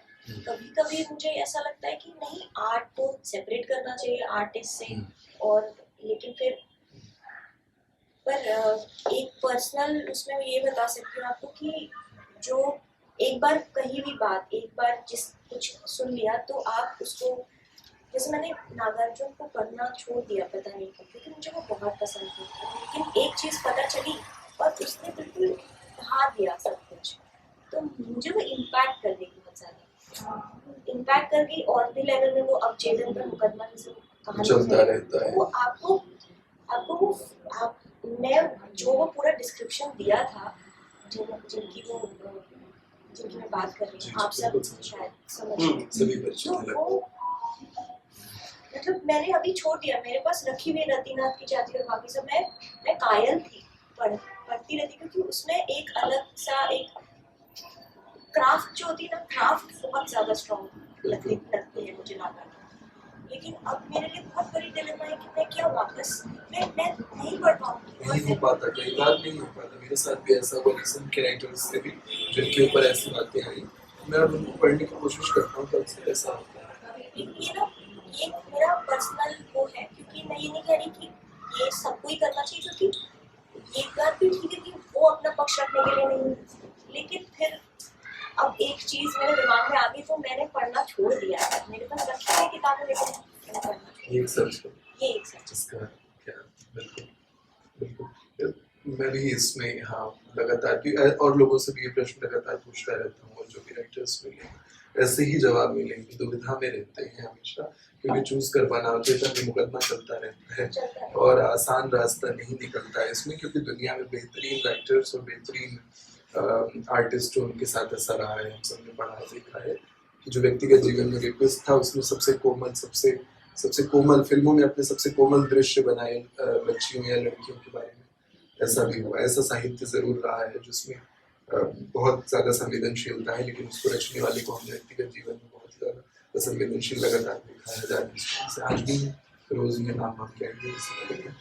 तो इसलिए ये बात है, एक शायद रास्ता उधर से निकलता हो कि हर आदमी में बसते हैं 10-20 आदमी जिससे मिलना कई बार मिलना, शायद वो बात है, और तो कोई रास्ता इसमें नजर नहीं आता, लेकिन पूछना जरूरी होता है। ये थोड़ा वैसा भी है कि अच्छा मैंने ये किया, लेकिन कभी कभी और भी जो है, मतलब जिन चीज़ों से मैं रिलेट नहीं कर पा, जिस प्रॉब्लम से ये मेरी अपनी खामी, जिस प्रॉब्लम से मैं रिलेट नहीं कर पा रही, तो मैं फिर भी वो आर्टिस्ट को मैंने वो नहीं किया, छोड़ दिया पढ़ना। या इसमें भी हम सेलेक्टिव हैं, इसमें भी हम सेलेक्टिव हैं। तो मेरे साथ ये दिक्कत है कि मुझे एक ये अजीब सी एक दुविधा भी है, और खुद के लिए खुद को समझने की कोशिश में ही है कि ये क्यों कर रही हूँ मैं फिर, और पूरा मतलब कंप्लीट बॉयकॉट भी नहीं हो पाता। जिस चीज से मैं रिलेट कर पा रही हूँ, हाँ वो उसके लिए मैं हूँ, लेकिन कुछ एक और चीजें हैं उसके लिए मैं नहीं हूँ, तो ये भी एक अलग दुविधा है। पर ये एक्सेप्ट करना ईमानदारी है, आप वहाँ पे कर रहे हो, मतलब मुझे ऐसा बस ये कह रहा, मुझे लगा कि मैं कहूँ ये बड़ी ईमानदारी की बात है कि दुविधा में है, आपसे दुविधा में है, और सेलेक्टिवनेस जो है हमारी, ये बोलते हैं मेरी बात की मैंने इसको ये बोला है कि उसको ज्यादा पढ़ना जरूरी है, समझने के लिए, दुविधा को खत्म करने के लिए उसको और जानना चाहिए। कि मैं पहले ही वो थोड़ा सा जान के कि ये कनेक्ट नहीं कर पा रहे हैं तो उसमें आगे ना, शायद हम कनेक्ट कर पाएंगे। तो ये जैसे लीडर है, हमारी न्यूज चल रही है, हम उस लीडर का नाम पढ़ रहे हैं, नॉट नेम, कि सुन रहे हैं तो उसका चले जाना वहाँ से, तो मैं जवाब दे देती हूँ कि नहीं इसलिए सुन रही हूँ, बिना पूछे जवाब देती हूँ, इसलिए सुन रही हूँ, पता तो चले कि और क्या सोचते हैं, ये हो सकता है इनमें कुछ और अच्छा कुछ हमें पता चले। जरूरी नहीं है कि वो ये सोच रखता है तो हर बारे में यही सोच रखता होगा। मुझे लगता है कि जरूरी दृष्टिकोण बिल्कुल आपने जैसे हाँ वही वाली बात और रीजन टू और वो भी जानना पड़ेगा, तो वो ईमानदारी नहीं होगी, पहले ही डिसाइड कर लेना कि ये नहीं, तो हमें और उसके अंदर जाना चाहिए। ये सारे सच है, ये भी एक सच है, लिंकर्स ये लेके भी नहीं, एक सच है। हाँ मतलब लिंकर्स लेके नहीं चल सकते आप ऐसे कि ऐसे बस घोड़े पे दौड़ते जा रहे हैं और दिख नहीं रहा है कि कैसे, और वो लेखक का काम भी नहीं है ऐसे चला हमें तो मतलब शायद पूरी हमारा लिए पूरा ऐसे पीछे में आ रहा है, पीछे जितना हो सकता है, जितना हो सकता है। तभी शायद आम इंसानों से अलग होते हैं आर्टिस्ट। बेहतर मेरे ख्याल से बातचीत समाप्त। कुछ हो प्रश्न किसी का और कुछ बात करनी हो तो ठीक है, बस शालिनी जी लास्ट सवाल के साथ हम मैं सवाल नहीं करूँगी, सवाल तो बहुत सारे हो गए हैं, बहुत अच्छी बातचीत हुई है, और मुझे मतलब लग रहा था कि अभी पहली बार है, करीब क्या होगा, वहाँ पे क्या व्यवस्था होगी, इन्होंने बताया था कि अच्छी व्यवस्था। आपका मोस्ट वेलकम है, जब भी इस तरह का मन करे प्रोग्राम में। बिल्कुल, अगली प्लानिंग हम लोग की हो चुकी है, अभी हम लोग बात कर रहे थे, तो हम लोग आगे करते रहेंगे, लेकिन ये पहला था, आप ने जो है पहल की है इस बात के लिए बहुत बहुत शुक्रिया इस बात के लिए। और बहुत अच्छी बातचीत वैभव ने किया है, प्रकृति ने बहुत ईमानदारी से जवाब दिया है। तो सारे लोग काफी जो है इन्वॉल्व होकर सुने हैं, सबके सवाल थे जो सवाल थे और जो मतलब गहनता से पढ़ा था। हाँ, जो सवाल है उन सवालों से ही पता चलता है कि कितना मतलब किस तरह सोचा गया है और कितना गहराई से पढ़ा गया है। कुछ कहानी तो आपने मुझे ही समझा दी। लिखा ये इसका ये मतलब है। मैं बहुत डरा हुआ था इस बातचीत से पहले, इसलिए मैंने कल आपसे बात फोन पे भी करी थी। सच में मुझे बार बार लगता है कि मैं कुछ और तो नहीं पढ़ रहा हूँ। राइटर ये ऐसा असर होता है, शायद ने शेर लिखा तो उसका अर्थ जो है पढ़ने वाले ने समझा और कुछ और बताया, एलाबोरेट किया उसने। शायद ने कहा यार ये तो मैंने सोचा नहीं था, ये सोचकर तो मैंने शेर नहीं लिखा था, लेकिन आपने जो बताया मुझे लग रहा है कि हाँ हो सकता है कि ये भी एक परसेप्शन है। कल गजीला मुझसे मेहनत करवाएगी, मुझे लगता वो कहानी और तो हम लोग यहीं पे इस कार्यक्रम को समाप्त करते हैं। और सभी आप सभी को जितने लोग यहाँ उपस्थित हैं सभी को धन्यवाद, विशेष रूप से धन्यवाद। और आगे भी हम इस कार्यक्रम को कंटिन्यू करते रहेंगे और कोशिश रहेगी कि वैभव हर किताब पढ़ें, इसी तरह इतने विस्तार से बातचीत करें। आप सबके बहुत बहुत शुक्रिया।